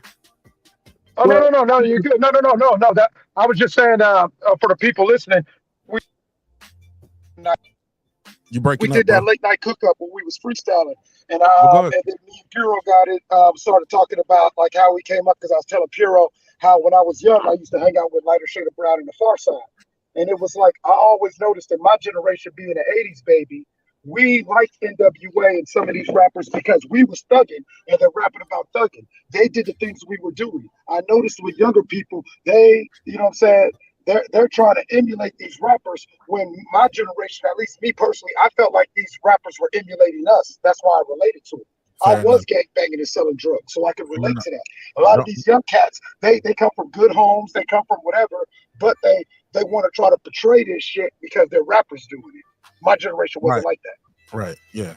And that's what I was going. I was just trying to get back to Rel and ask him. So, Rel, does one make one? Does one better than the other? Whether they talking about selling sex and the guy's talking about buying it, like is one better than the other? Well, the way I see it is when you look at a male rapper. Well, not the newer generation, but when you look at male rappers, they compete as far as lyricism. They're going against each other as far as trying to outdo one another, and they're not doing it trying to push sexuality. And I just see a lot of these new female artists, they don't have bars. They can't fucking rap. They're just selling you their wop. They just selling, they pushing their titties. And it's like, where the fuck? Like, I mean, like I said, I'm an older dude, right? So when I think about somebody like Yo-Yo or Queen Latifah, it was lyricism. They wasn't selling you that sex. They just wasn't selling you that. So it's like I can listen to them and respect their bars because you can find sex in every other area in your life. It doesn't need to be in the music. It can be a little bit, but when that's your whole selling point, when you're selling nothing but sexuality in a era of music that's based on lyricism, that's when I just don't think it's cheap. It's bullshit. I just think it's bullshit. Go ahead, Passion Bliss. You what you think of what he said? Yeah, I feel like even back in the day, you know, with the female rappers, they were saying, "I'll take your man," and because they were talking about it. It's not like they weren't talking about it, but it wasn't their whole selling point. These girls are their whole selling point. It's their body and using it, and that's all they're talking about. Have you listened to? I Are you listen talking to about the singles or the albums? I've listened a lot to Nicki Minaj. Does show some versatility, but I will say this because Cardi B actually said this. Cardi B said, "Y'all say y'all want me to rap about something else, but when I do, you don't buy it." So I get why they're doing it. I get that, but I'm just saying the bar is in hell. That's how low it is. I mean, matter of fact, I feel like there is no bar. They burnt the bar down, you know. And so for the women, but you know, it's just gone over. But by the same token, when they do rap about something else, you don't buy it. So yeah. Hey Mark, can I jump in on that point? Yeah, go ahead. Can you hear me? Yeah. I believe that's so deep what Passionate Bliss said, because even male artists, we find ourselves in that. Like, you know, I always joke about myself. I either rap about street shit, party shit, or I get on some deep spiritual, political, introspective shit. And like I was saying earlier, while I have certain people come to me and they'll be like, "Yo, we love your meta music. We love when you're dropping your heady, thoughtful, insightful shit." That's not the shit that sells. That's not the shit that gives me commercial success. So I won't fault these women for, at the end of the day, you've got to make money off all this money you're putting into the music you're making. And so that also goes back to the fans. If you don't like the type of hip hop that's being pushed, then we got to be a little more responsible as fans. That's all. Yeah, you know what? I think the bar in hip hop, period, has been lower because the motivation of the newer rappers is not the same as the old generation. Like hip hop was created out of poverty. So when these rappers would come in, it was a competition thing. But now the newer generation, they see that it makes money. So people who might not even wanted to be a rapper, they just want to do it because it makes money. So they don't give a fuck about lyricism. They could care less about spitting clever bars. That doesn't mean anything to them. So the bar overall has been lowered, but like I said, the young lady who said that the female rappers, there is no bar. I gotta agree with her 100%. There is no bar when it comes to them. Because I'm like, why does every damn female rapper now have to be a prostitute? There's not one that can just come out on the stage like, let's say, the Lady of Rage. You can't just rely on just your talent without your sexuality and then turn around and say, men objectify me sexually. Well, you're doing it to yourself. So, I mean, that's the type of shit is like, I want to hear you lyrically spit. Fuck the sexual thing. We can see hoes and strippers in the strip club or in a bar or Pornhub or wherever. Like when it comes to the rap shit or the hip hop shit, show me your talent. Fuck the sex shit. You know what I'm saying? I mean, that's just how I feel about that. I think you guys are painting with such a broad brush though, because unless you are in that space and you listening to it, shout out to everybody in the chat that's pulling up too. And the link is out there if y'all want to join the conversation. Real shit. And honestly, I think that let me say this one part real quick, sis. Okay. Have you ever heard of Did you hear Cardi B's album from beginning to end? Tell the truth. Me? I was talking to the sister. I was talking to the sister. Yeah, I have her first album. I listened to that entire album. I loved it. It's a good album, and it's not all sex. The whole album.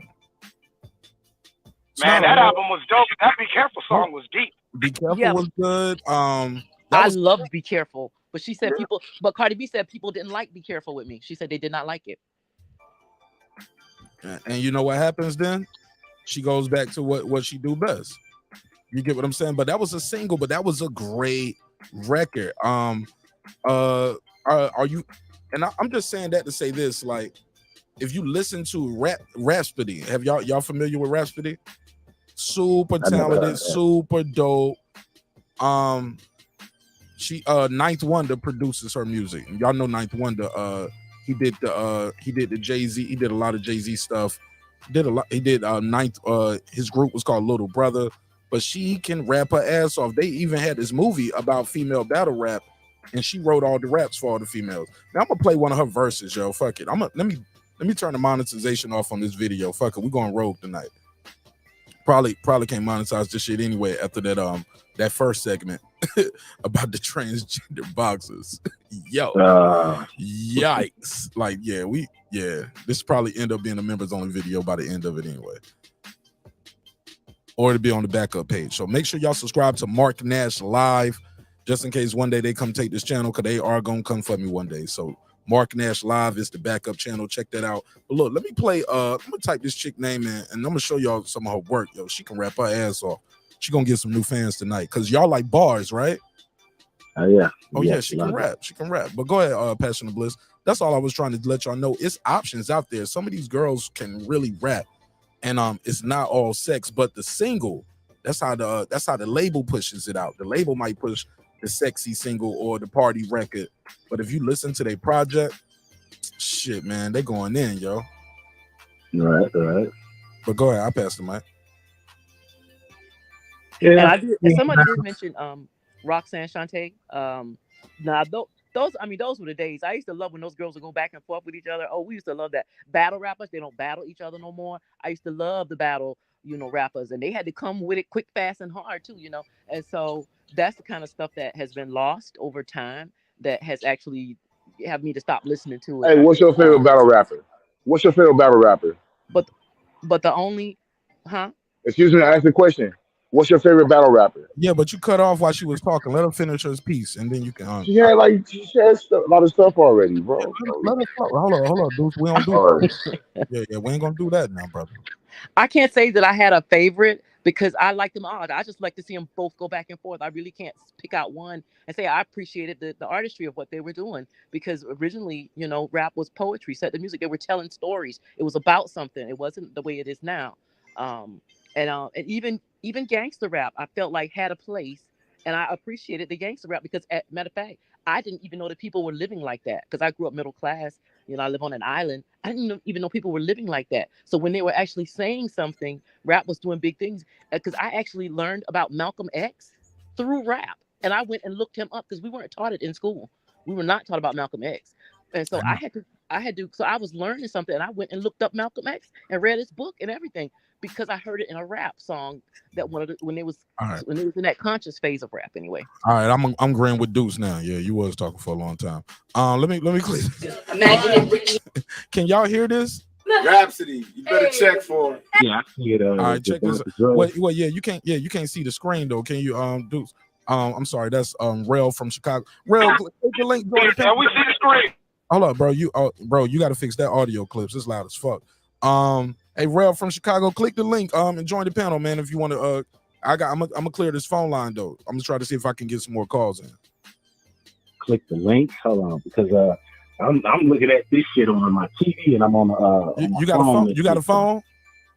Yeah, I'm on my phone right now. That's what I'm saying. I'm not watching on my phone. I'm watching on my TV. All right, look, but I'm gonna clear the phone line. So look, I'm gonna put a link in the chat and go to your phone and just click the link. You on an iPhone or Android?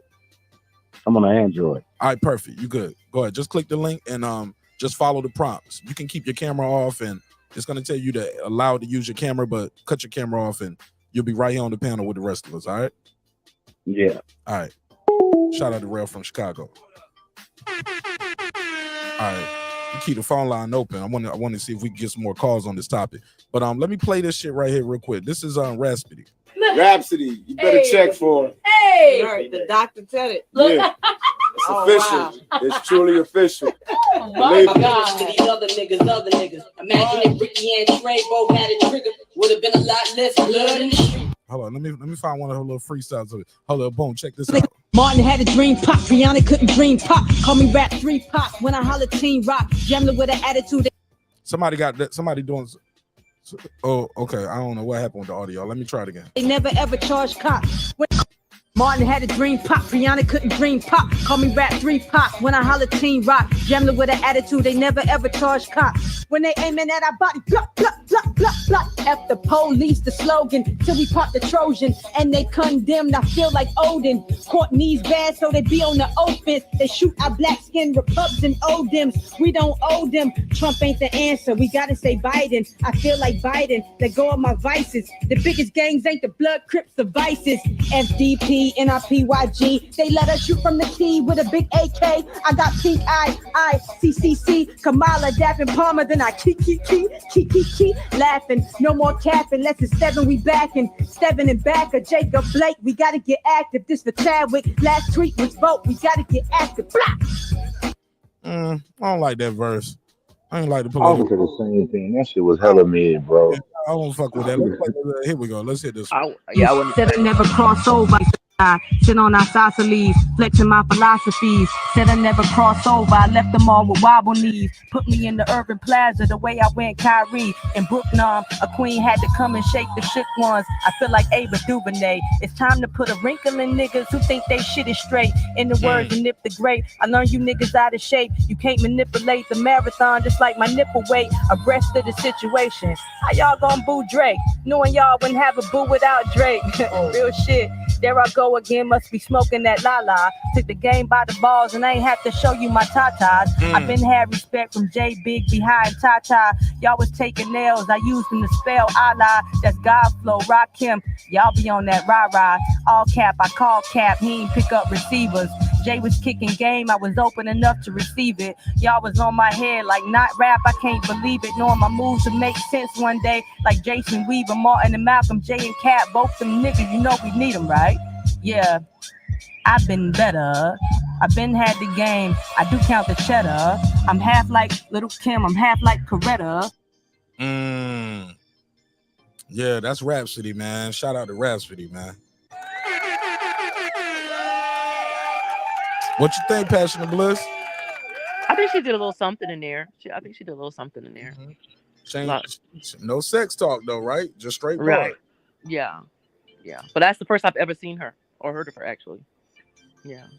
It's not consumed the same way. It's not pushed anyway. It's not pushed in our face the same way.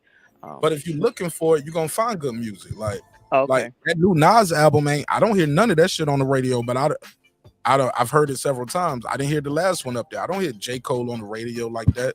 Kendrick might have one song on the radio for a little bit, but other than that, they don't push it they don't push that shit on the radio. You gotta seek what you're looking for. Remy Ma is super dope. That's true. It could be, and it could be the fact that I was waiting for them to bring it to me, and just was, just consuming what was fed to me, and not necessarily looking for it. That's part of it too. Yeah. Go ahead, Clips. Let me park my car first, and then I'll get back in. All right, for sure. Dudes, what you think about Rhapsody? I'll pass on Rhapsody, bro. It ain't funky enough for me. Hell no, that kitchen stove take the East Coast niggas be on. I'm cool on that, man. You said the But kitchen. Yeah, that kitchen stove, that tick tick, the hi hat sound. Bro, that shit put you to sleep, homie. I feel like I'm being hypnotized. Yeah, Remy is a really good lyricist. Now, her when she did Sheetra, that was some of the realest stuff that I've seen for a while. When she did Sheetra, she told Nicki Minaj up, and so, and is she even active? No, though. She's still rapping. Oh, look at that little girl. And that's why I say the bar is so low. They little put her girl out is so cute. Look just like her too. And she's such a strong lyricist, but they put her out the pasture. Look at Reminisce. Look at look at little Remy. Oh my God, look at her twin. They look so much alike. Cute little girl. God bless the child. Oh my God, man, Remy Ma can rap her ass off, dog. And damn, K-Shine goes off on URL. I'm not battling no more. Damn, K-Shine ain't battling no more. Y'all heard about this shit? Y'all don't even know what K-Shine is, do you?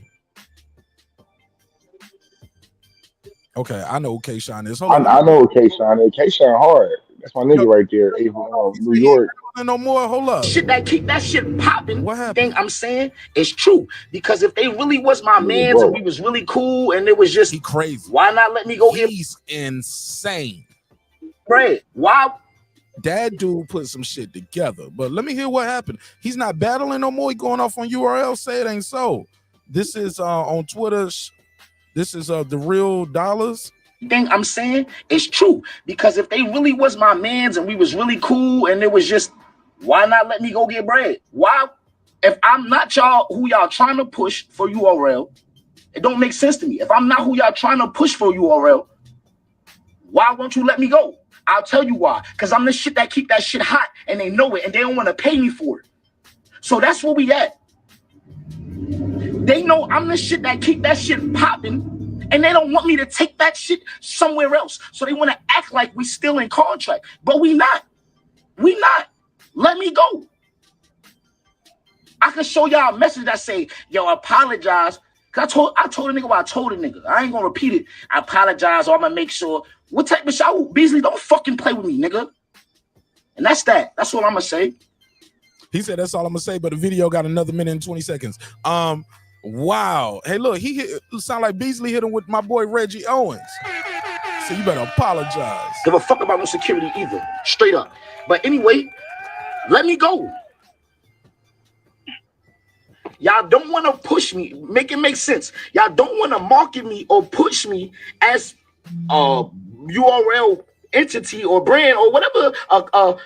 Whatever. Y'all don't want to market me or push me like that. Y'all don't want to give me. But y'all don't want me to battle. Y'all don't want me to display my shit anywhere else. They put them on the shelf. They freezing you out, bro. Good looking, gang. It's all love, bro. Good looking, gang. I fuck with you, man. So that's the update. That's what's going on. Every time somebody send a contract, them niggas is sending lawyers to niggas and shit like that, trying to avoid shit, sending police to niggas. Shit like, bro, salute to Remy. I heard something going on right now with Remy, and I don't even want to speak on people's shit that ain't my business, bro. Real talk. I'm gonna keep it on me, bro. Real talk. If I'm not who y'all trying to market or promote or push, I need all of y'all to go on URL and say free K-Shine. Let me go so I can put on for y'all niggas. They on my dick. I ain't gonna lie. URL is crazy. I'm never gonna battle there. I don't want to battle there, bro. For real. That's corny. That's real corny. All right. They not marketing me because I'm. All right. Wow. Damn, that's breaking news. This shit was like 4 hours ago. I didn't know that. Okay. Anybody got anything you want to say? And I do feel bad for those kids the way they get them to sign those contracts like that, and then they can play with them. And I'm like, is that why Cardi B ain't making no music?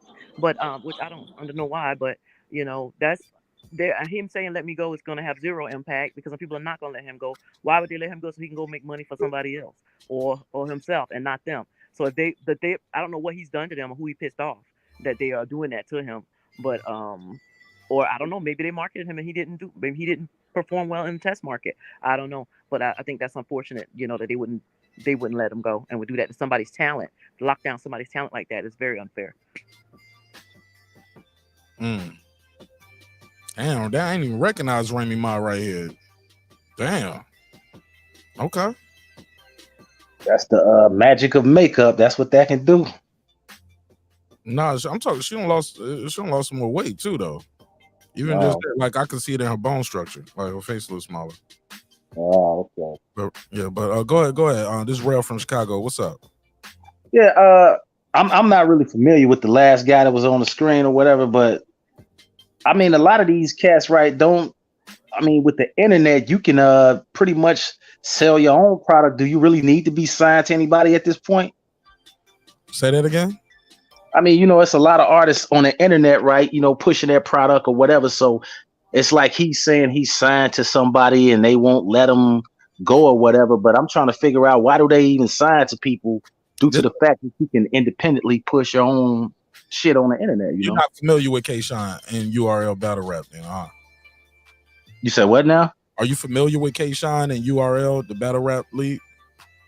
I've watched some of the battle rap shit, but I'm not familiar with him. Well, and the reason why I say that, because it's a league, it's a battle league. He signed to the league, according to what he's talking about. Like, he's not talking about just pushing your music. He's talking about you competing. So like, it's like in boxing, like shit, like sign yourself. Okay, yeah, but who you gonna fight? Okay. You get what I'm saying? You got to have an opponent for what he's doing. Okay. My bad. I was misinformed. I'm not familiar with it, so yeah. It's all good. What the hell is going on here? Ugh. Oh shit! They just twist and pull out a blackhead. Ew. Fuck we on. All right. Hey yo, get that shit up, man. I'm weird. I can't unsee shit like that, man. Fix your audio clips. That shit super duper loud. Say something, clips. Let me say something. Let me adjust your audio. Say Mike. Keep talk. Just talk regular. I'm talking in my regular voice right now. I'm just going through the laptop. You good. Yeah, it probably took a second. I had to unplug the Bluetooth speaker that it was attached to, so you still had the residual. It's all good. Talk to me. What did you hear? Rhapsody spit a bars. Oh, I know about Rhapsody. Rhapsody's a fucking goon. I will say this. I'll just speak up for all the talented queens of hip hop. We have rest in peace, Boss. Rest in peace, MC Trouble, who I was a big fan of. She was going to kill the game. She was the Brat 4 years before the Brat came out.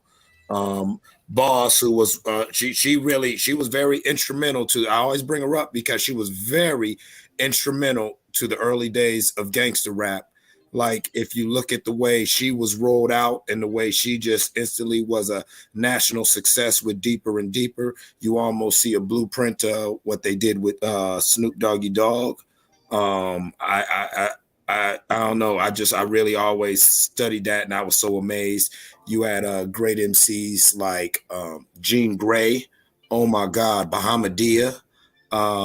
Shout out to the homegirl Nonchalant, very conscious, deep rapper from Minnesota. That song 5 o'clock. You ain't a real hip hop head from the generation. If you act like you never heard the song, it's 5 o'clock in the morning. What you gonna? I know about that. Yeah.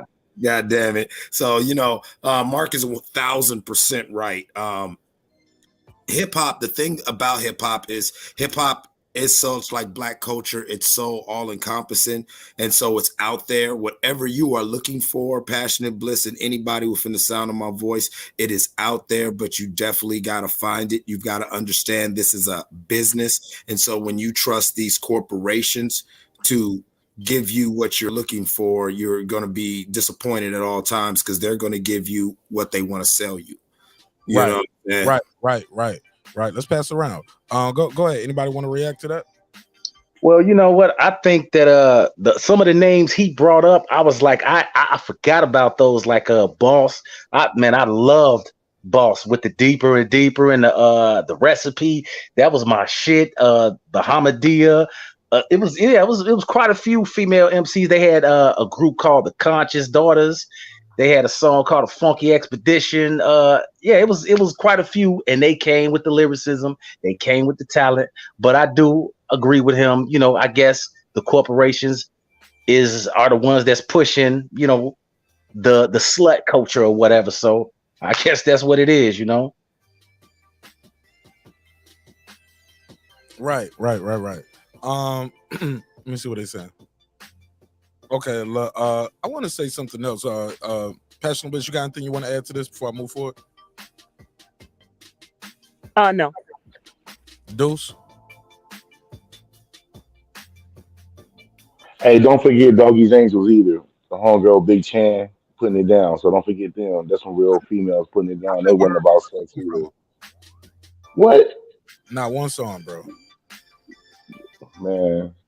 Yeah, they wouldn't bump that in North Carolina, huh? Yeah. Maybe Paulo had the airwaves. My bad. I'm sorry. I'm not trying to interrupt, but I gotta echo Tyson Garcia from the but chat. you are interrupting, bro. Just to echo the. No. Snow the product is still, and she's been around since I was a young boy, and she will still. That Mexican girl will run. That Mexican lady, that Mexican queen will run laps around most MCs, male or female. Go through her. Don't forget the Brat too, the best female rapper ever. So. You think the Brat's better than Lauryn Hill? Hell yeah, Lauryn Hill's not a rapper. Shit, you crazy. Lauryn Hill was a rapper before she got into like she became the R&B singer. Hill does more singing. She does more singing than she did rapping. She does more singing, but I'm telling you, when she started out with the Fugees, if you heard some of her lyricism, you would understand she's definitely a MC. I guess the singing thing is just more popular. You know what I mean? So it's more mainstream. But she's definitely a lyricist. And as far as the Brat, I like the Brat, but I wouldn't say she was the best. If you really pay attention to the Brat, she kind of developed her style, kind of a little bit biting off Snoop Dogg. You know what I mean? Like if you just really listen to that Funkified, that was some Snoop Dogg type shit. Correction, sir. Respectfully objection. The early Snoop Dogg style was crafted by, Dre, RBX, Mailman, and Jermaine Dupri, who they were all cooking up together. And so when Jermaine Dupri started doing his own thing and started crafting the Atlanta style, that at early JD, Brat, Bow Wow, and all like that, remember, they were all in the same camp, you know what I'm saying, through Snoop's cousin Beans, who's big in the South, you know what I'm saying, like on the underground scene. So a lot of these people, they were cooking up together. You can't say, you know what I'm saying, people were biting each other's style. Because if me and Mark spent about 7 months around each other, without ever doing an album together, but we were around each other in the studio, trust me, you'll hear similar feels because that's how music works and how musicians work. They were around each other around that time. But if you notice, the first song the Brat was on was that Crisscross song. Yeah, on the bomb on the album, The Bomb. That's when she spit on that one, she was just going. But later with the Funkified shit, and for all of y'all, I'm telling you, that was some Snoop Dogg shit. Now, maybe they might have been in the same camp, but Snoop hit the scene first, and there was nobody like him. So when I heard her later, developing her style, it sounded somewhat like Snoop Dogg. Like it's kind of like how R. Kelly sounded like Aaron Hall when he first hit the scene. You can see the similarities. It's you can't deny it. You can see it there, Oh, I'm not denying the similarities. I'm just saying the sonic and the musical similarities also come from the fact that was around that time when Jermaine and Dre were still cool and cooking up around each other. Right. And yeah. Let me move forward though. You got anything else you want to add, Real? Cause I don't want y'all to just keep going back and forth about the same thing.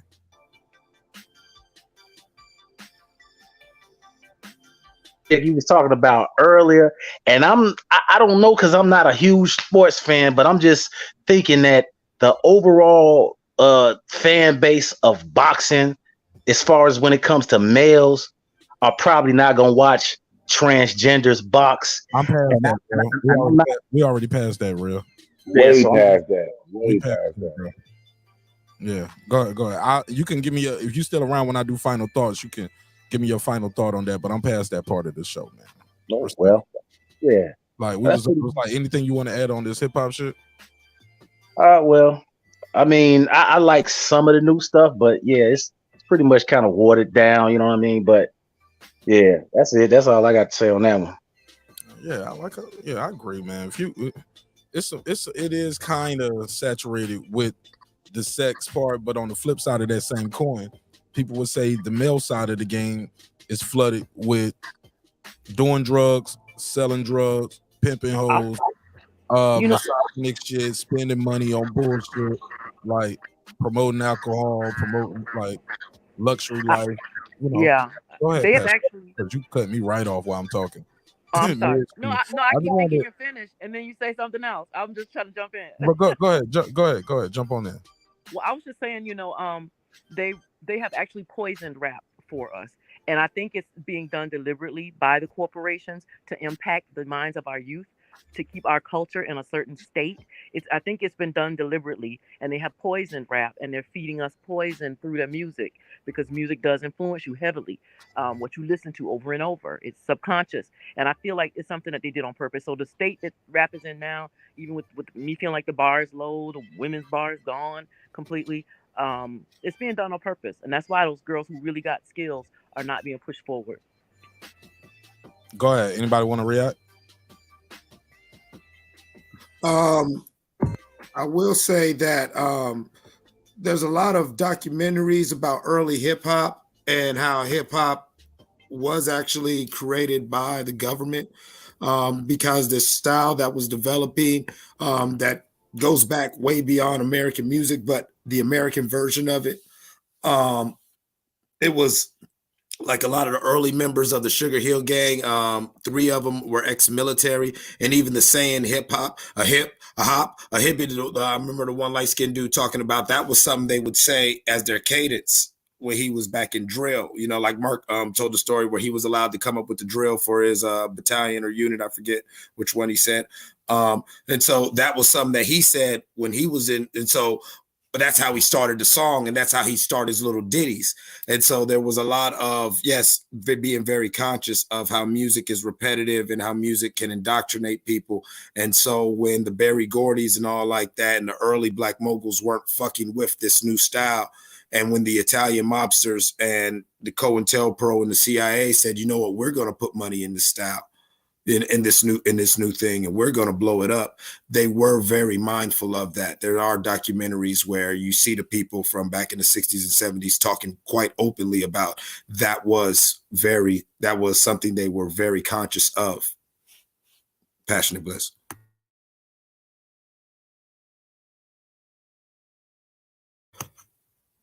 Is everybody still here? Mark just drop off? I would have chased everybody out I'm the room. still here. I'm still here. Let's burn this motherfucker down. Y'all. We can talk all kind of shit about this nigga. No, let's stop playing. Nah, I need him to be here because y'all know the type of nigga I am, man. If I'm gonna talk, whatever I say about you, I want to say to you. You know what I'm saying? You know, I don't want to be like, oh man, dude say shit when dude say it in the room. I want to say, hey, dude, she my nigga, but you ain't shit. You know that, right? Right. What happened to the homie? Was he excommunicated? Oh no, you come back. Damn, Passionate Blister ran off. Damn. Is everybody in the chat gone too? I'm chasing everybody out. Them numbers dwindling. Nah, man, you was keeping it real. The truth hurts. No, but like, no, they're very like a lot of people don't know that. Like even with how the CIA how the CIA saw how the Basse from Colombia was able to work real good in Oakland, and they took it. Mm-hmm. You feel what I'm saying? Like all this stuff, people forget all these different things and the breaking up of the Panthers and the birth of hip hop and all like this. Like a lot of this was birthed way before the blackout of 77. A lot of this really started in the late 50s, 60s of the government being conscious and starting pushing certain things. It started with blues and early rock and roll, and then I remember I brought this up when we had the discussion about culture vultures. As much as I hate culture vultures and I really detest them, I understand where they belong in the game, because remember the Berry Gordies, and we had a lot of independent black moguls who had their own record labels and everything, who had wanted nothing to do with this new style that was developing in the slums of the Bronx, New York. In fact, they went out their way to blackball it. No, don't say that. The slums of America. Documented. Pass it around. Let no, them I'm talking about. No, don't say just the slums of New York. It's the slums of America. The niggas in New York weren't the only niggas rapping. Please put that out there. Let them No, yes, that's very true. That's very true. Let them finish. Let them finish. I want to hear it. Go ahead, Deuce. I was finished. Yeah, I was saying though. He said the slum. I was just adding to what his statement. He was saying the slums of New York. It wasn't just the slums of New York. It was the slums of America. I want to say this, man, before I go to this my last topic, man. When it comes to this shit, man, when it comes to hip hop, one thing I do like about this, the space that we're in, is it's no longer it's no longer regional. It used to be where you can hear somebody rap or see the way they dress and you know instantly where they from. Nowadays is you can hear guys from New York sound like they from New York sound like they from Atlanta or Miami, and guys from Cali sound like they from New York, and Texas guys sound like they from, you get what I'm saying? Like the shit is so they might sound like they from Chicago doing drill shit, you know. So I think that's dope. You know, it's no longer you're in a box creatively based off where your situation put you at or where you live at and where you're from. So I think that's super dope. That's all I want to add. Passionate Bliss, you got anything before I go to this boxing topic? Because No. You want to plug and promote anything, or you want to stick around for this? It's about Jermell Charlo. The people said they want to see his X-rays. They don't believe his injury. I had something to add to it though. Okay, go ahead. I got you. I'm gonna float to you. Passionate Bliss. No, I was saying.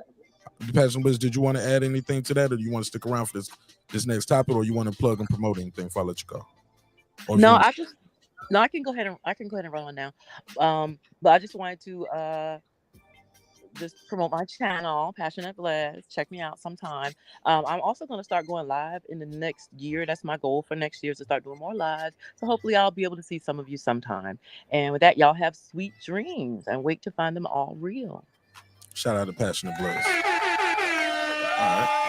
When you gonna go live? You know what days and times you're gonna be going live? You know what days and times you're gonna be going live? Passionate Bliss, your mic is muted. All right. Well, we'll ask on the next episode. All right, go ahead, Deuce. What's your last thought on this part before I go to the next topic? I just wanted to say that saying that New York created hip hop was like saying Christopher Columbus discovered America. Please stop pushing that narrative. That was all. Where was it created at then, Deuce?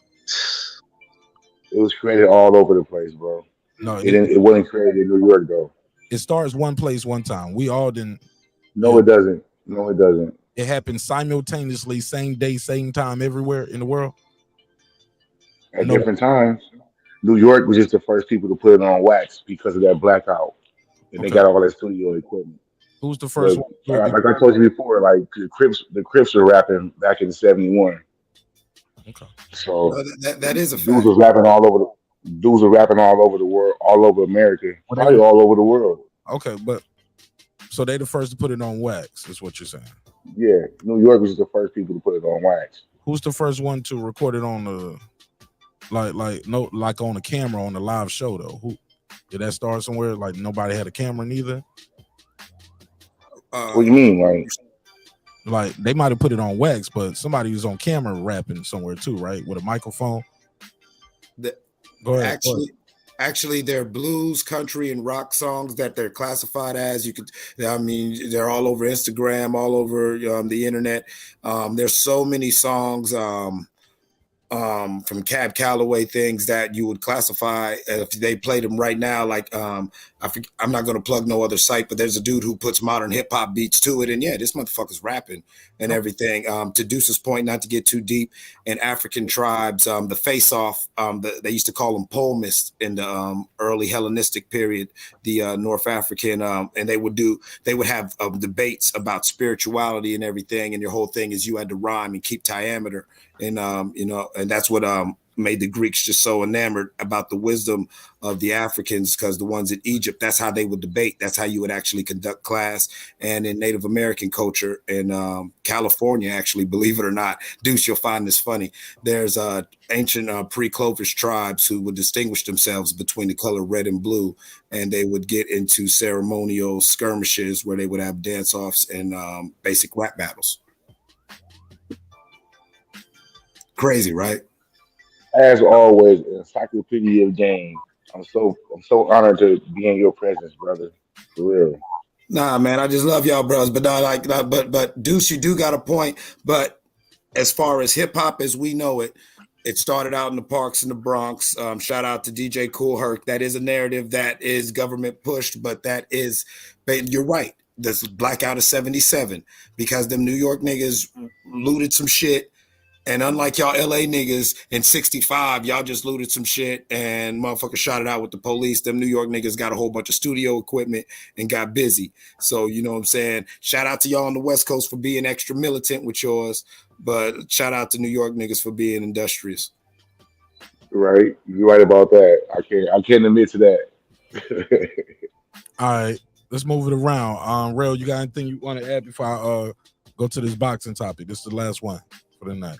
Yeah, I like that little thing you just did with the New York being more industrious or whatever. That was kind of funny, you know what I'm saying? But with the government thing, I'm not quite sure that they like infiltrate or anything, because when you watching Ice-T or Cube talk about NWA, I'm not sure that the government was involved in that. That was like a thing that happened from the head. Kind of absolutely what. Bro, it actually was. They actually were. Finish. I got to move to the next topic, bro. I'm trying to. I'm just, for me, a lot of times there's a lot of things that hip hop artists and the black community does as a whole that's negative, and we just always want to blame it on the government and I don't know. I get tired of that thing. Let's blame it on the government.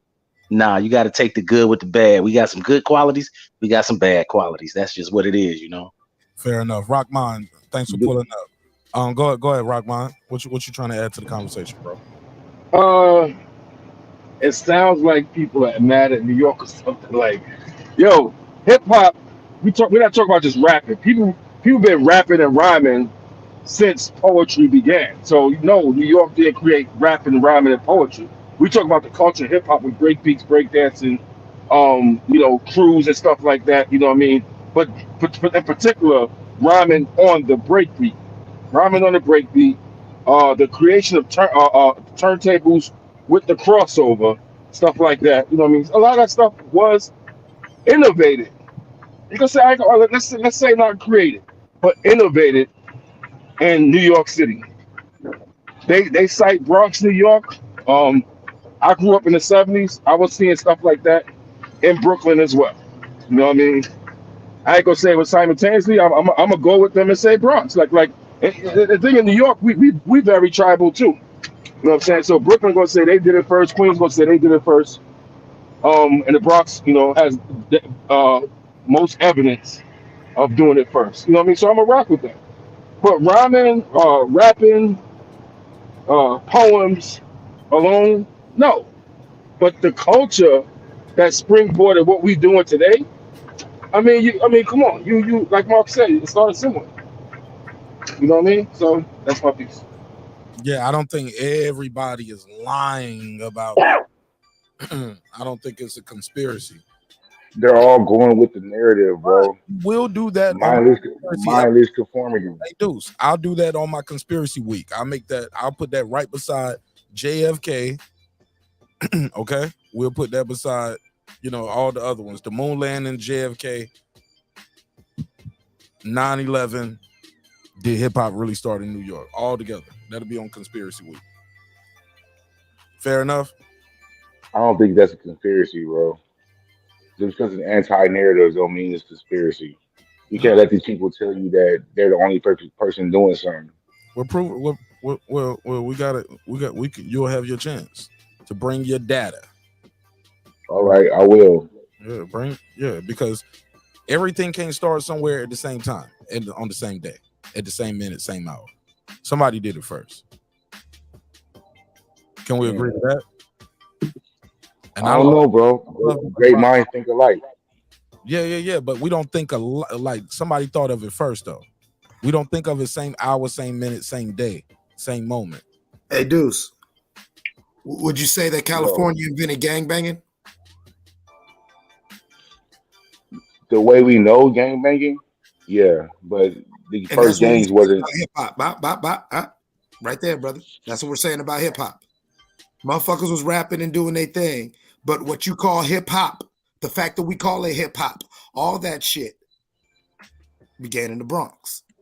And then hip hop, as it became bigger, yes, got absorbed and coalesced with its other manifestations to where now it's this bigger thing. To where West Coast niggas from Ohio, niggas from down south, we could be like, yeah, we was on that too. But the tree of hip hop. Yeah, no, but I feel like even our style, like New York was rapping on for like break beats and stuff like that. We were rapping the funk records. You know what I mean? I was still in Ohio. Genius of Love. Yeah, Ohio shit. Genius of Love, Barcades, all that shit. We weren't rapping to like the James Brown break beats. That's what I'm saying. It's a whole different thing. It's a whole different thing, bro. We didn't copy that shit. Even like NWA shit, it didn't sound like the Beastie Boys and Run DMC. Hammer shit. Hammer didn't sound like those people either. Too Short. He didn't sound like them. Our shit was different than theirs. We were still rapping back before they were. Let me let Rob Mine jump in real quick. Go ahead, Rob Mine. Rodman. Yo, my bad. Break beats is akin to sampling. All right. And that's what we do now with hip hop. We use samples. We do things in bars and stuff like that. You know what I mean?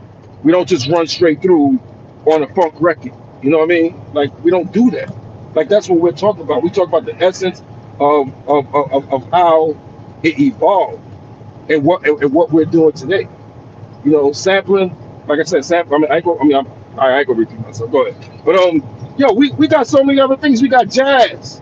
We got rock and roll. We got R&B. We got blues. We got bluegrass. Like let's not, like we should do that. Music. There's an artist called Capleton, a reggae artist. He made a statement. He said, "Music is a mission, not a competition." You know what I'm saying? So, like, it's no competition, yo. Like, all right, y'all was doing that. Like, you know what I'm saying? And I'm pretty sure documented it and credited. You know what I mean? But when you started, joining a genre and you started putting music out, you was classified into hip hop. And that classification has its origins from, just forget it. Yo, we brothers, man. Like let's do this, man. We shouldn't be caught up on that shit. Go ahead, Mark. All right, appreciate it. All right, well that's it, man. I gotta go on to the next topic. I appreciate everybody pulling up, man. We'll do this topic is riveting. This is a riveting topic. Everybody has an opinion, even in the chat. Yeah. All the time, man. Every show. I appreciate it, man. Let me get into this last topic. The WBO said to Jermell Charlo, in essence, we don't believe you. You need more people. Actually, they're saying he needs more doctors. Basically, the WBO is telling the undisputed champion, we're going to take your shit. You got 5 days.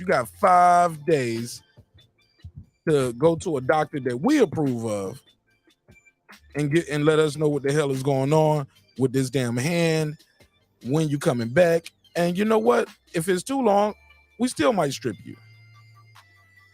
Let me go to the article. And wow, I thought this was shocking that they would do this. Like, this seems like a lot. because he did say he was coming back out. As you can remember, Jermell Charlo did put out some imagery showing himself going to the doctor. Let me put that on the screen so y'all know what I mean. See right there, he's at the office getting his hands wrapped in a cast. Has a doctor's note, you know what I'm saying? Like he missed school. Got his doctor's note. Said what happened. He said, yo, it was a scaphoid fracture. Broke his hand in 2 places. Yeah, I can't train for 2 months. And he took a picture, right? That is not enough for the WBO. They saying we're gonna take your shit. Gonna take your shit if you don't produce the required. I guess they want them to produce something from the doctor that they approve of. What do you guys think of this? The WBO saying they're gonna possibly strip Jermell Charlo. Oh boy, oh boy, oh boy. So Mark, can I get the big cam for a second?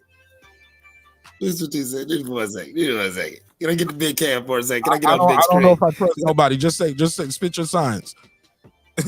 I was just saying. So Jermell Charlo was showing all these pictures and showing pictures of the doctor.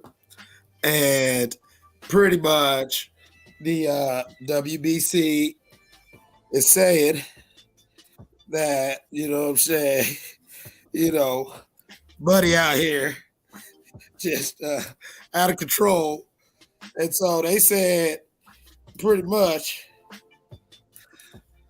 They called every cap that they had in the crib on his ass. every goddamn one. They said, give me a receipt. Damn. All right. When's the last time you ever heard of somebody doing this? I've never heard of this in boxing. I don't know. I don't know.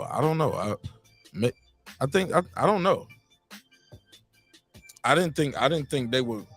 I thought it was automatic that you would send your shit over to them anyway. Like I thought that was just automatic. You send them x-rays and you send them all of that. I didn't know they had requested and say they was gonna strip you if you didn't do it. This is new news to me. Rel, what you think of that shit? They said they're gonna strip homeboy. They said we don't believe you. In essence, Rel, your mic is muted. Matter of fact, let me see if I'm muted. Yeah, he might have got kicked off. I'll say this, man. I'll say this. I don't think this is gonna be a problem for Jermell Charlo. I think his injury is legit. Nothing about this guy says he's gonna fake an injury. I don't think so. But I'll leave it open to you guys. Go ahead, Deuce. You got a comment on this topic? I think they don't trust the PBC. The WBO, I believe, I forgot what article I read, but it was in regards to a convention, and they said they were tired of the PBC not recognizing the belt because it was a time when PBC wouldn't even talk about Crawford or the WBO and stuff like that. And, I think they just tired of our image. You know what I mean? They looking at what's being done in regards to fights being delayed, fights not being made for whatever reason, and they probably just tired of it. But I mean, I thought like you said, I would have figured that because I remember when I broke my wrist, I had to come with X-rays and a doctor's note, to my school and to the team and whatnot. You know what I'm saying? And the wrist was visibly broken and whatnot. So I would think that I had thought that would have been a procedure. Like if you didn't send X-rays into the WBO to sanction nobody, like that's a problem. You know what I mean? Yeah, go ahead. Yeah, I couldn't agree more. I'll add more to it after this, but go ahead, Deuce. Oh, I agree with the brother before us. Yeah, he got to send the paperwork in and make sure it's popping right. You know what I mean? Hey, man. Oh, my bad, bro. Hold on. Okay. Well, let me say this. So basically, the WBO handed him a notice of medical certification requesting a full report on the injury. This is from the San Juan, Puerto Rico-based company, the WBO. Founder, this is Luis Bautista Salas. Cialis, he basically informed TGB Promotions, because they're the promoters of the event, as much as they say lines only everywhere. You're going to see, they sent a letter to TGB Promotions and say, hey, look, Mr. Charlo is hereby ordered to submit within the next 5 days upon insurance of his notice. Like, so basically, you got served, nigga. You know what I'm saying? Damn. Yeah, you know what I'm saying? Like, once we know you got the notice, once we know you got that letter, put a case on it. Oh, yeah, I just did. Yeah, got served, homie. Mr. Charlo is ordered to submit within the next 5 days. Once you know you got this nigga, you got 5 days to give us a detailed medical explanation of his injury. I got to mute somebody's mic because there's a lot of background noise. I think that's Rockman. Yeah, Rockman, you got a lot of background noise. Let me go back to where I was reading at. Here we go. Mr. Charlo, what'd I say? Yeah, 5 days. 5 days, homie. Once we know you got this letter, you got 5 days. We need a detailed medical explanation of this injury, the findings, the recovery prognosis, and the orthopedic specialist's opinion as to when he will be physically and medically cleared to compete and return to active competition. You can't just say, well, I'll be able to start training again in 2 months. Well, I'll take the cast off in 2 months. Or he can't, you start physical therapy into like, yo, you got a whole cast up here, homie. We need a full, detailed medical explanation of this injury, the findings, and it need to be by somebody that we approve of too. Wow, he's been served. Anybody want to add anything to this? Is this the chickens coming home to roost? Because remember, he was making a lot of noise about other people's injuries. Exactly. And him putting this letter right here out on social media, I guess the WBO said, Houston Methodist Orthopedic Sport. They probably looked this shit up and was like, It never heard of it. It was like, nah, we need more than this. Yeah, honestly, as I said earlier, I just really never heard of this happening in such a public forum. Is it part of the social media era? Is it the fact that he put this out on social media, so they're clapping back in social media? Is this something that would have probably happened behind closed doors, like a boxer privately submits their, hey, I got this going on, and they say, nah, nigga, you come to our doctor. Does this happen all the time and is just playing out? I've never heard of a boxer, and especially, like, listen to the wording of it. You are hereby ordered, not requested, not directed. You are ordered. And the very language of that letter is like, yeah, like, we're sick of your shit. I also, lastly, think that it is the chickens coming home to roost between Errol, and a lot of them fighters out that camp. They have held up the division for a few years, being the top fighters, but not fighting all the time. And so, yes, maybe that is this boxing organization's way of saying, we're sick of your shit or get off the pot. Yeah, but what I exactly meant, though, when I said that, because Jermell Charlo, when Harrison got injured, he questioned his injury. When Castaño got injured, he questioned his injury. Now he's injured, and his injury's been questioned. That's what I meant, to be exact. But go ahead, Rockman, Deuce. When you hear the WBO going in like this, like, it sounds like if the injury is too long, they're gonna strip him anyway. They might strip him in if it take too long. Yeah, I think I'm gonna put a conspiracy theorist hat on, and I'm gonna say I'm gonna say Crawford has a lot to do with this. He going up there to get that strap, and Spence fans are very mad, and they're gonna revolt, and when dude put on all them hats, man, who's that dude with all them hats, man? That had me rolling like I almost went out my lane when I looked down at the screen. That shit was funny as hell, but go ahead. Man, this nigga Clips, bro. His name, that guy Clips. You see him in the chat all the time, man. Yo, how many hats you got, my dude? I don't don't know, man. How many excuses coming out that camp, man? PBC and Lions Den looking real crazy, man. So we just, And there it is. I'm gonna be like Cole from Martin with a new hat every time a new headline comes out, because everything you hearing from that motherfucking camp has nothing to do with a nigga getting in the ring. Maybe this is look. You can put a case on it, especially when Errol Spence is out here saying if he ain't gonna fight me, he can't fight Mill. But Crawford is the super champ, and he's been very loyal to the WBO. That was his very first title when he moved up. He fought for that one first, got the WBO. You know what I'm saying? Moved up again, got the WBO. He's been loyal to the WBO. Maybe this is a way that they're gonna say, hold up, we're gonna make sure you get your shot at this damn title when it's time for you to move up. Since he's been elevated super champ status, like he's been talking about going up there fighting Mel. Even if he don't fight Mel and he's able to fight somebody for the vacant WBO or fight, let's say Tenzu gets to fight, like they strip him and Tenzu is fighting for the vacant WBO. Crawford moves up and fight Tenzu. I think he could beat Tenzu. I'm sorry. I know it's 154, but I think he could beat Tenzu.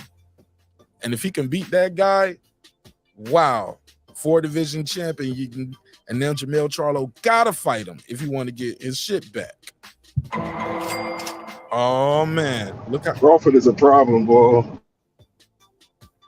Yeah, man. Little by little, people ain't liking the way he's moving, but something like this has put a wrinkle in this. In this, just okay. Well, the undisputed is off. They gonna like, hold up, nah. Somebody about to fight for this WBO. When you supposed to come back? Who you fighting? Oh, when you come back? What? Nah. 6 months too long. 8 months, you know what I'm saying? They might tell him 6 months is too long.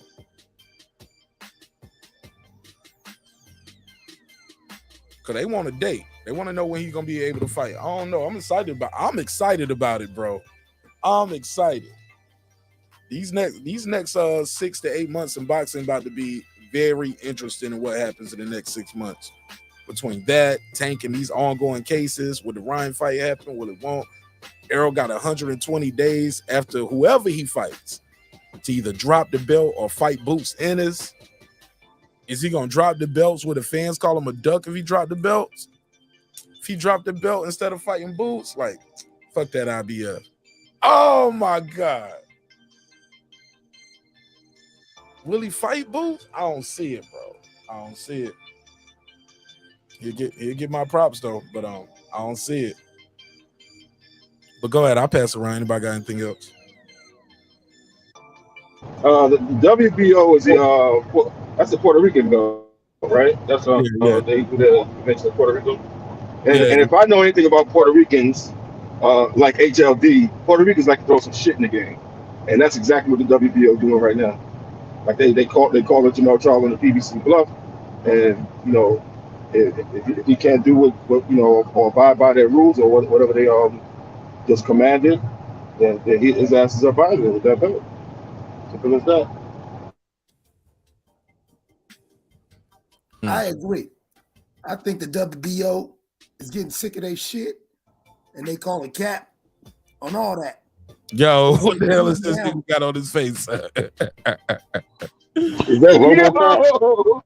Yo, what is it? He said,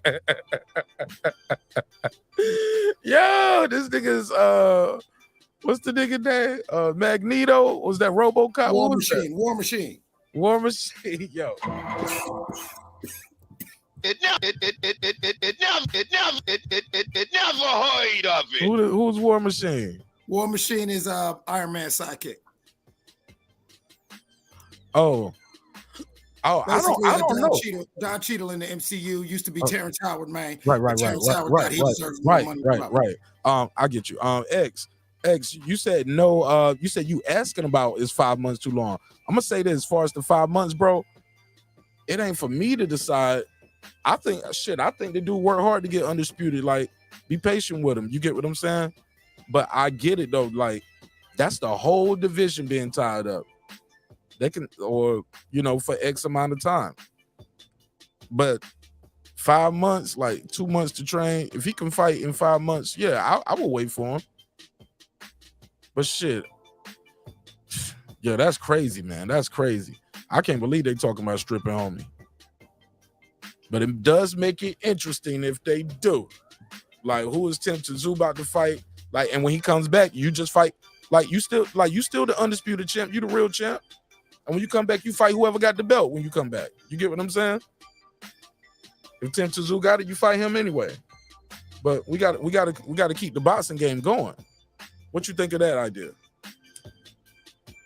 I like it. That's why I'm gassed. That's why I'm calling all the cap on this, because one way or another, we gonna move this shit around. You ain't gonna keep holding up this goddamn division. You feel what I'm saying? While you up there talking shit and talking a lot of shit. And I think this is good for the sport of boxing. Combat sports, more than any other major American sport, it's all about making your headlines in the ring, not out the ring. And this generation got it so wrong. And what you got to think about too is not just when he's able to come back. He could be ready to come back. Let's say it's December now, so he got 2 months to for the cast. What's that? January and February going. March he'll probably do some probably do some physical therapy. April he's ready to train for an 8-week camp. So April, May, he might be ready to fight in like June, May or June, but the PBC might not have a date for him.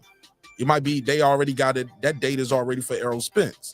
Errol Spence is fighting that day, or somebody, they might just have another fight. Might have Wilder fighting in the summer, in June next year. Who knows? Like, it's not just when he's able to come back. He's not a big draw like that. You get what I'm saying? He fought for Undisputed in an arena that holds 8,000, and he didn't even have 4,000 in the building. Thank you. That's the case right there, and that's what right it is. Mark, you hit the nail on the head. Look, in the community, y'all love him. He's Twin Charlo. He's a brother. I get it. But in the business of boxing, Jermell Charlo ain't even though he's undisputed, he ain't doing it, bro. He ain't doing it. This nigga don't switch hands again. He gonna switch. Yeah, Rockman, he don't switch hands again. I see it. Another cap, man. That's what I'm saying. He ain't moving the needle. I like Jermell Charlo. I love the way he talk his shit. I wish my favorite fighter would talk some shit like that. But Terence Crawford can put more than 3,500, 2,000 people in the arena, bro. Like it or not. Jermell Charlo, they got to put him on regular Showtime in Carson on the tennis court. Huh? It never heard of it. Yeah, you heard of it. They don't even be showing this fight before, like, the Shy and shit that niggas gonna watch. It'd be, you know what I'm saying, in front of bullshit shows, But look, this is what I'm saying though, Clips. I ain't saying this to disrespect the brother. I know. Hold on. Let me speak. I ain't saying this to disrespect the brother. I'm saying this to the point that, my man Tony in the chat asked me what I think gonna happen. I think they'll make him what they call it, champion in emeritus. What they call it, champion emeritus or something? Emeritus, yeah. Yeah, champion emeritus. Yeah, you injured. You can't come. I got to look up their rule books and see if they got something like that. Do they just straight up strip you? And when you come back, you can fight for your belt back. They do have an inactivity rule. And if you look it up, I believe it's part of their website. Or one of the ranking sites where you can look up how long he can be inactive and stuff like that. I think 8 months or 9 months is the max, or something like that. I think he about to pass that if he goes, as far as he's going. Well, the way you explained it, going into June. Yeah, man. Yeah, he might be past it. He might end up going past it. Go ahead, y'all can pass it around. I'm on their website now. I'm gonna look up the official rule for this thing, but because he's not a super champ, he hasn't been granted super champion status over there. Super champions get 18 months to do a mandatory. Let me see. This is section defense of the title mandatory. Do they got something about injuries? I'll look on it. But go ahead. Voluntary offenses, defense. Page 7. All right. I'll say this, man. While I go to page 7 of this rule book, I think the kid might be screwed right here. I think it's gonna be a little outrage, maybe, but shit. Outrage don't mean nothing to these sanctioning bodies. They do what the fuck they want to do. Seen what happened with the franchise belt. So did I freeze up or what? Section 5. Okay. Nah, I ain't freeze up. So look, No, we still here, man. Everybody just fell asleep. Oh, okay. Well, go ahead. Y'all can clear out, and I can host this shit by myself if you sleep, Deuce. I was actually just listening and doing some shit. Welcome to the neighborhood, Adam Kelly. You know what I'm saying? You know what I'm saying? Green on the green side. There we go. Defense of the title. Here we go. Is it on the screen? Let me see. There we go. So this is why they got the defense of their title. The interim period. For reasons, no, I'm looking for injuries. Injuries. No. I see 9 point. Fails to defend within a 9-month period. The decision will be final. So he's going to be able to appeal to the grievance committee. Okay. A champion so stripped of his title shall be classified using the WBO rank rating criteria and shall be classified in its division as such. Okay. You can't hold it in 2 divisions. All right, yeah. It sound like he just got 9 months. As simple as that. I don't see nothing in here for no injuries. This is it. This is all I'm seeing right here. All right. I can't comprehend none of this, bro. We gotta get Reggie on here to read it to us. Hey, Deuce, I'm gonna see you on the next episode, big dog. Holla at me. All right. All right, cool. Yeah, I'm looking at the rules that you're reading right here, Mark, and it sounds more or less like I was saying earlier, even though I was being funny. On the all seriousness business side, it sounds more like WBO sick of his shit. Yeah. Straight up. Not being funny. Just sounds like that because there's nothing in the rules. Or they just simply going by their rule books right here. This is their rules.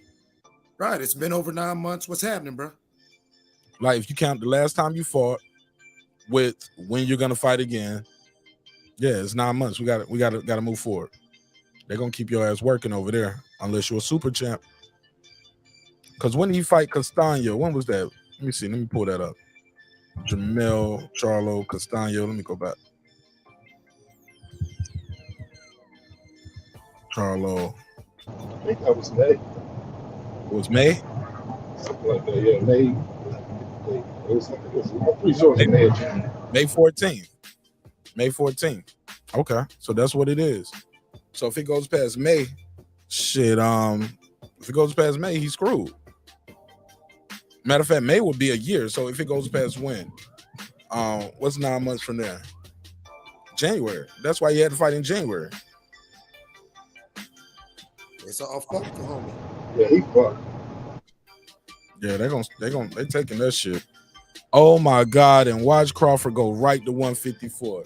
Let's go. Right. Let's go, bud. Or Errol Spence will go right up to 154. He do his fight right here and goes up to 154. Try to get that WBO belt. Oh no, he ain't gonna be the mandatory for it though. Exactly. He don't even get first dibs on it. He said he ain't gonna be ready to April, May, June. That's a big window for April, May, June. Yeah, that's somebody crazy. right. That whole camp over there busted up, so we can't even really. That's the can't training. even play the high. Bro, that's the fat camp and the training camp. You got 30 days fat camp and an 8-week training camp with those 3 months. That's crazy. That's 90 days, bro. That's a big difference. That's like somebody asks you on 1 million, 2 million, or 3 million. Exactly. All right. Yeah, man. I think this is interesting. It's gonna shake the game up a little bit right here during this next year because Crawford's got a mandatory coming up too. And as we broke down yesterday, I was like, shit, who gonna step up and be the mandatory? Who gonna step up and be the mandatory? Because when I look at the list, 1, 2, and 3 are all going the Errol Spence route. The number 1 guy is Ortiz. He trying to fight somebody to be to get an interim belt to fight Errol Spence for the WBA. I'm like, bro, you number 1 right here. Just fight the WBO champion. Why do you want to be number 1 in a division and not fight the champion? Rockman, Clips. Tell me how that makes sense. How it doesn't make any. Go ahead, Rockman. It doesn't make any sense to me. Like you've been as number 1 for how long? Like seriously, go ahead, dog. Go ahead and get that. Go ahead and put your skills to the test at least. Like a loss ain't gonna hurt you. You know what I mean? You're gonna learn something. At least you're gonna learn something from that loss. You know what I mean? But I just think they Oscar, the way they handle him, they don't want him to catch that beat down. You know what I'm saying? But yeah, go ahead. Maybe they want to force it to purse bid. But if he just coming off the Stanionis fight, I'm like, oh, he ain't gonna be able to fight. Pretty much. Not at all. Because if he becomes the the WBA, if he becomes the WBA regular champ, then I believe the WBO will take him off the ranking. So then I believe Boots will be the number 1. But Boots position himself for IBF. Like they really don't make no sense right now. But they keep talking about they will fight Crawford, and Boots keep calling out Crawford. But why are you not pursuing the WBO route? Like I don't get it. Right. It's clear, especially when you see Virgil Ortiz is not trying to. But I get it though. Like with all 3 of these guys, it's a better chance that Spence is gonna get stripped or vacate one of these belts. You get what I'm saying? At this point, he's just so injury prone at this point. He said he's gonna vacate. He said he's tired of making the weight. Of course, these guys are going that way. You're gonna fuck around and just get handed a belt.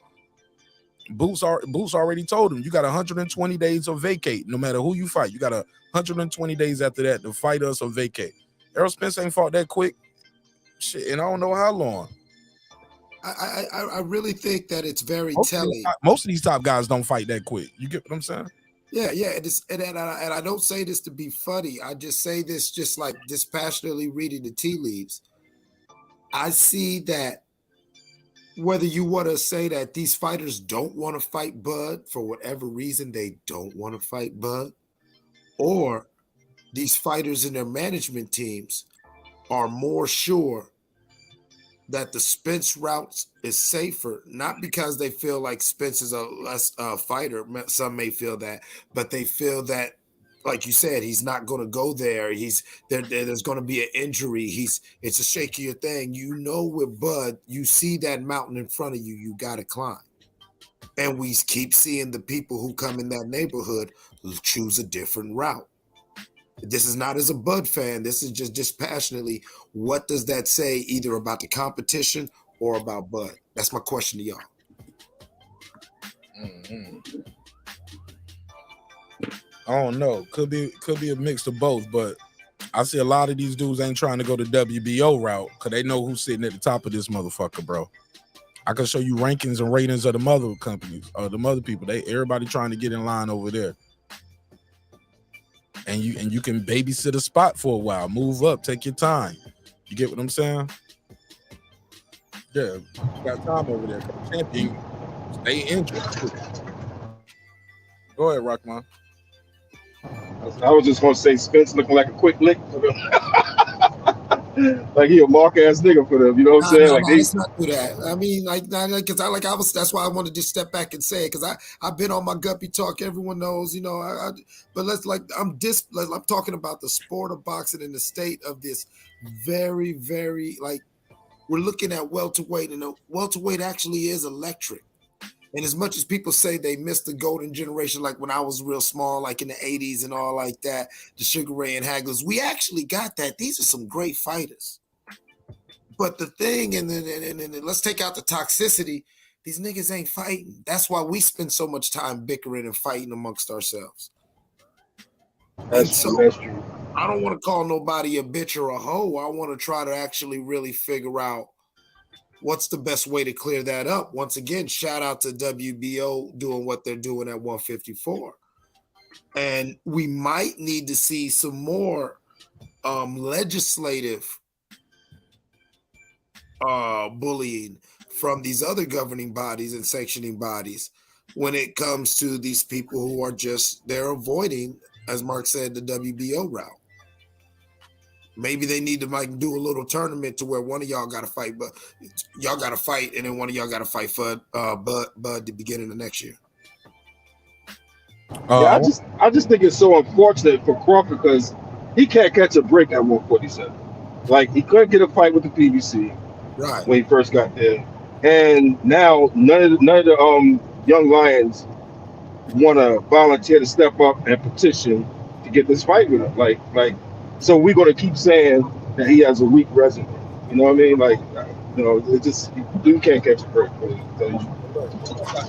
But, exactly, and like I jokingly say, you know what I'm saying, but it's like on some real shit, not as no Bud fan, but it's like the man is outside with his shirt off. You can't say he ducking smoke. You know what I'm saying? I'm gonna say, they did give him Molina, right? John Molina, right? He fought him. They pick and choose who they want to send over and when they not going to send people over. And I get it. It's their business. They know how to move their fighters. What's best for them. But it's not best for the sport. And it's damn sure not fair to say the other guy is ducking or say you on the wrong side of the street for years, only to hear that interview and Derrick James say yesterday, oh, well, why we couldn't make this fight? They made Gary Russell. Oh, they made Wilder. Well, he didn't even bring up Gary Russell. He said they made Wilder and Fury. They made Tank and Garcia. I was like, bro, y'all had a whole campaign called Strap Season saying you're going to clean up your side of the street. Your fighter said that. Like Derrick James, bro, I couldn't believe he was saying that shit, bro. But that's neither here nor there, bro. I'm going to start this campaign up, though. Virgil Ortiz got to piss to get off the pot, bro. Piss or get off the pot, bro. Virgil Ortiz. So you're implying that he's sitting on the pot when he's pissing? I'm sorry? You're implying that he's sitting on the pot when he's pissing? Basically. Maybe, possible. No. Maybe he had a tummy ache. Who knows? I don't know. That ain't my business. But yeah, he better do something, man. He got to do something. Like, you can't just, why are you number one if you're not trying to fight the champion, bro? You trying to fight somebody else to get number one in another sanction, bro. Come on, bro. Get out of here. Get out of here. I ain't with it. I'm not with it.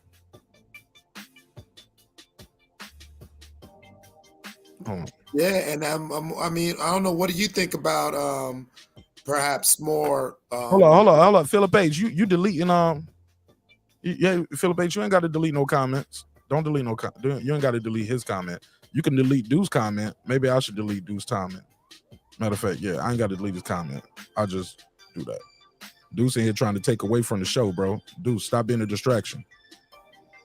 Go ahead. Oh no, but do you think that there should be more legislative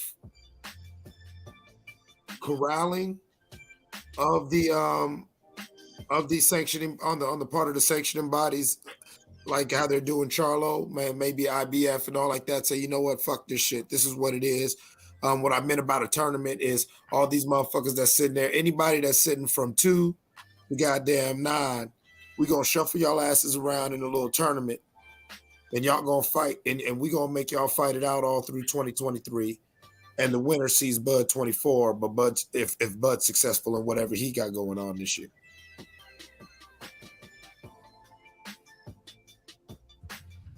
I think that makes sense. I would say in a situation where the belts are scattered, and I'm about to pass the dead zone, so I'm about to get off. But if the belts are scattered, the goal should always be undisputed, and the boxing sanction bodies should run a tournament. Rank. I guess use ring magazine to rank them 1 through 4 if it's scattered, and have them in a tournament. 1 fights number 4, and 2 fights number 3, and the same thing with all the contenders and whatnot. You know what I mean? They should have this tournament every year. You know what I mean? And I think we'll see some better fights, man. But you know, when you got the promoters running it with their with their matchmakers. You know what I mean? All you're gonna get is we bringing this guy along slowly type fights. You know what I'm saying? So, but you guys have a great night. Let me get to this dead zone, and thanks for having me, Mark. My brother, I wouldn't have it no other way. Shout out to Rockman. Yeah, Clips. Yeah, I just think shit about to get interesting with this shit right here coming up. I think it's gonna be interesting to see if Virgil Ortiz is gonna step to the plate, or what they're gonna do. Like, who they gonna move up next? Jerron is going the other way. Thurman's going the other way. All right, Lexus Roca, come on, because I'm telling you, man, y'all about to see the biggest duck fest ever. Cody Crowley. You're gonna see the biggest duck fest ever. Watch it. It'll probably be somebody like Crowley. Crowley like, fuck it, I ain't got shit to lose anyway. Let's go. Why not? I jump in the ring. Shit, if I was anywhere from goddamn 2 to 12, seeing what's going on, I would probably just jump in there and catch that probably ass whooping for the bag, because don't nobody want this. And I thought, and I don't want to say fighters are scared. I think more than being scared of that ass whooping, and the fact that Bud does stop and changes whoever he fights. Full stop. I think that fighters of this generation are so negatively career-minded, focused on trying to finish in the Floyd model. You want to finish this legend that was undefeated, but you still got to prove that you deserve to be an elite who can beat elites, which makes you a legend. Interesting. All right.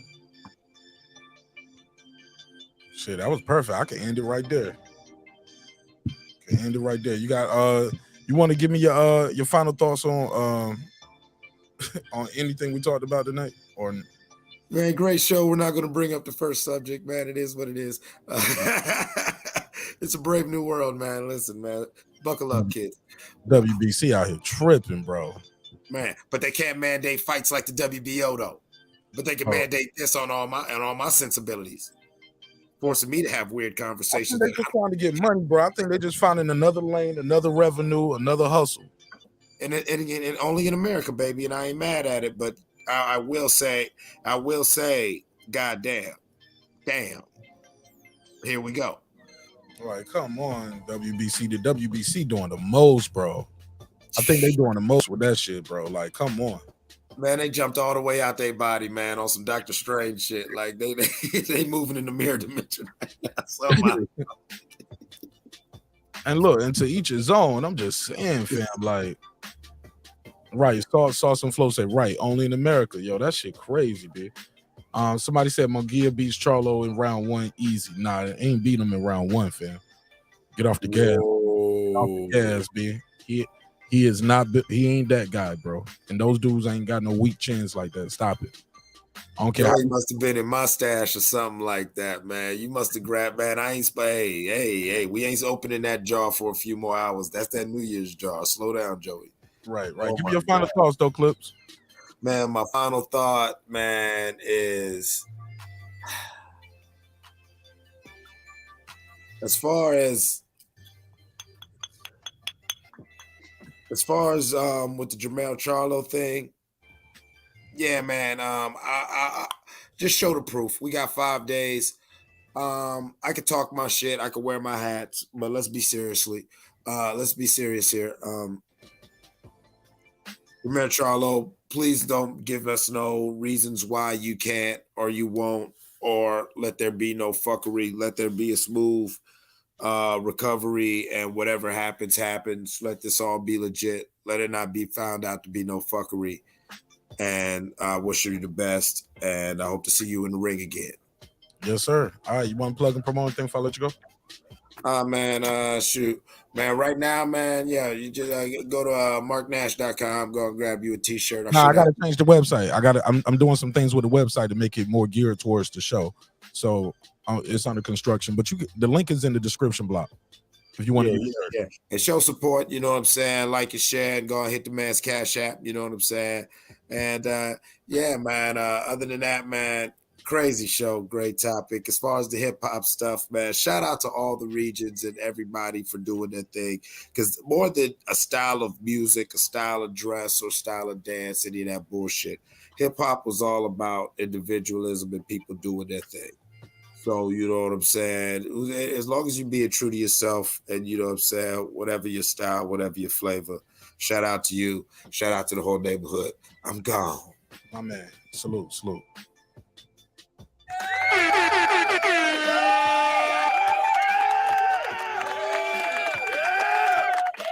Yeah, man. Shout out to that guy Clips. All right. Shout out to Mir. Mir said, Transformer boxing. I'm not a fan. Yo. I never heard of it. Shout out to Joy Chaz. He said GGG Munguia is going to be a great fight. Is it? Is it going to be a great fight? It's a fight. I don't know if it's going to be a great fight. He said, great work again, gentlemen. Keep it going. No, we not. We do it. Keep it going tomorrow. Somebody said double live. Nah, I ain't going to do 2 shows tonight. I ain't going to do a double. Stephen Bateman, he said, I don't put much credit on Charlo, Tim Tszyu, or smoke him. We shall see, man. Shout out to Australia, baby. Somebody was like, why Americans don't give Tim Tszyu a lot of credit. And I was saying they didn't see him on TV over here. He didn't fight outside of Australia until, Terrell Gaucher? It was Terrell Gaucher, right?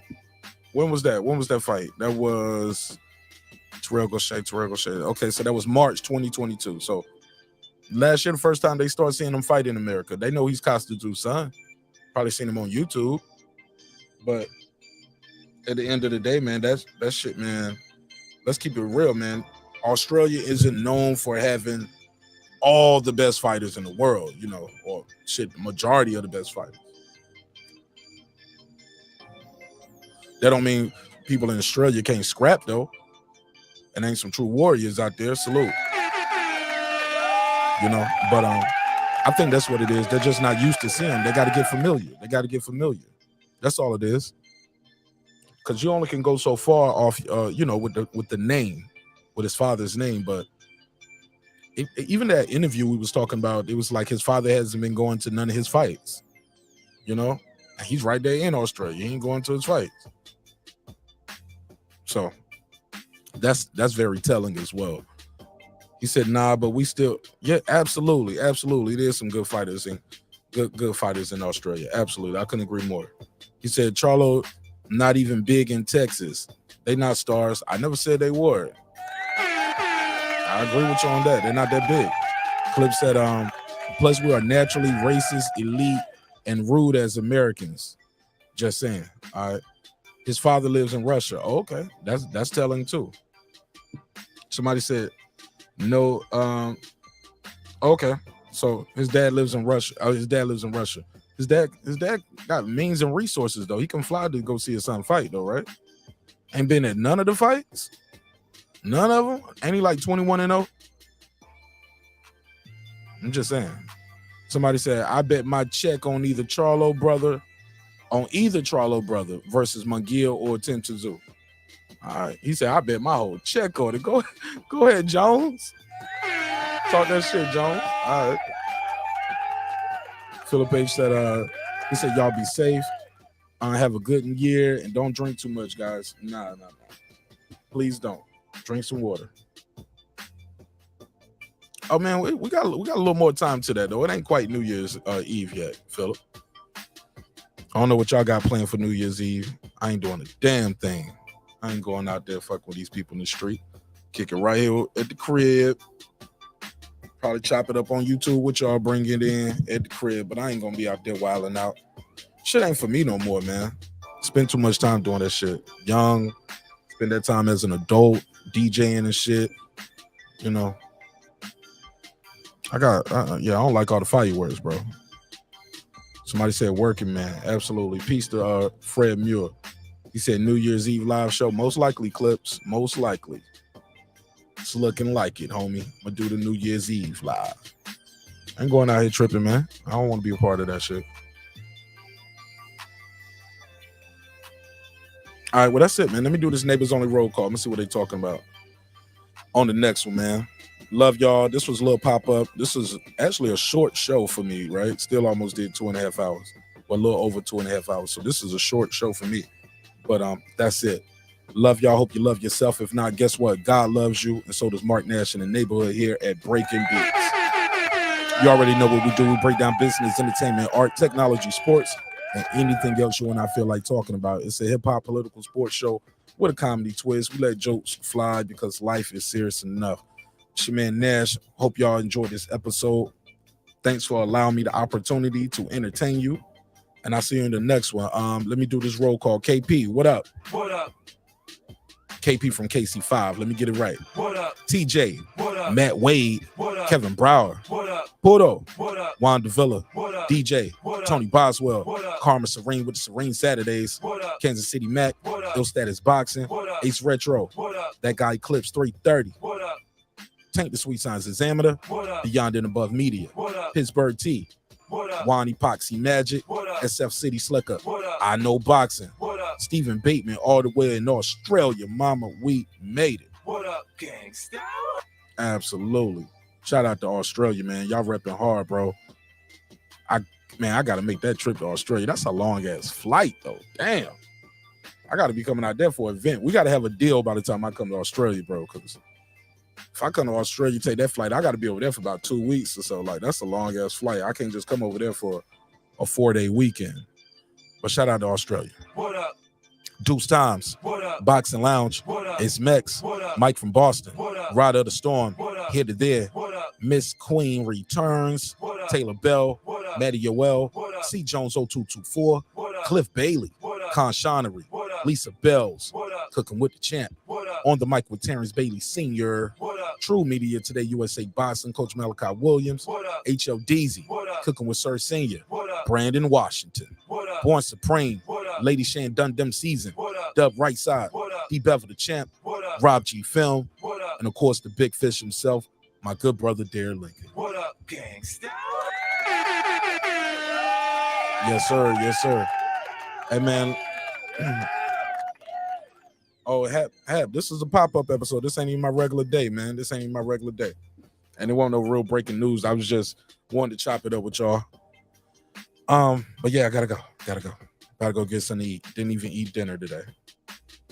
So I'm about to eat a dinner/breakfast and lay it down. About to lay it down. Yeah, man, always remember, respect is free. Disrespect can cost you everything: your family, your freedom, your finances, most importantly, your life. All right? See you on the next one, man. It's your man Nash, Breaking Beats. Peace. Oh, I will be remiss if I didn't say this. Hey, look, man, sometimes we're going to agree, we're going to disagree. You don't like the show, man, just move on to the next episode. But I ain't about to be having you on my panel Deuce Times and you trolling me about my topic. I'll just see you later, buddy. It's okay. And you can't be in the chat telling people like, yo, why are we talking about this? You ain't got to talk about it, bro. I love you, homie. But one thing's for certain, two things for sure. I built this shit. Me. Brick by brick. And I'll be damned if I let you tear it down just because you don't like the way another nigga talk. Or what we talking about. And I mean that shit. Peace. This that squad sound.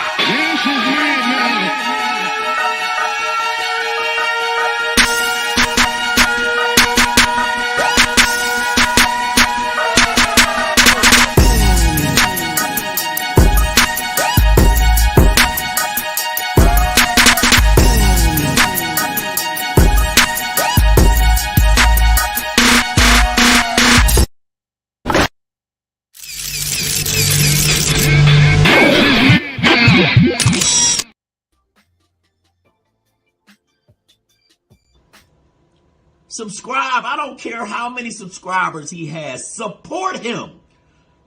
So he made all this possible. He made this possible. Nah, Dr. Mark, God made it possible, and so did viewers like you. Peace.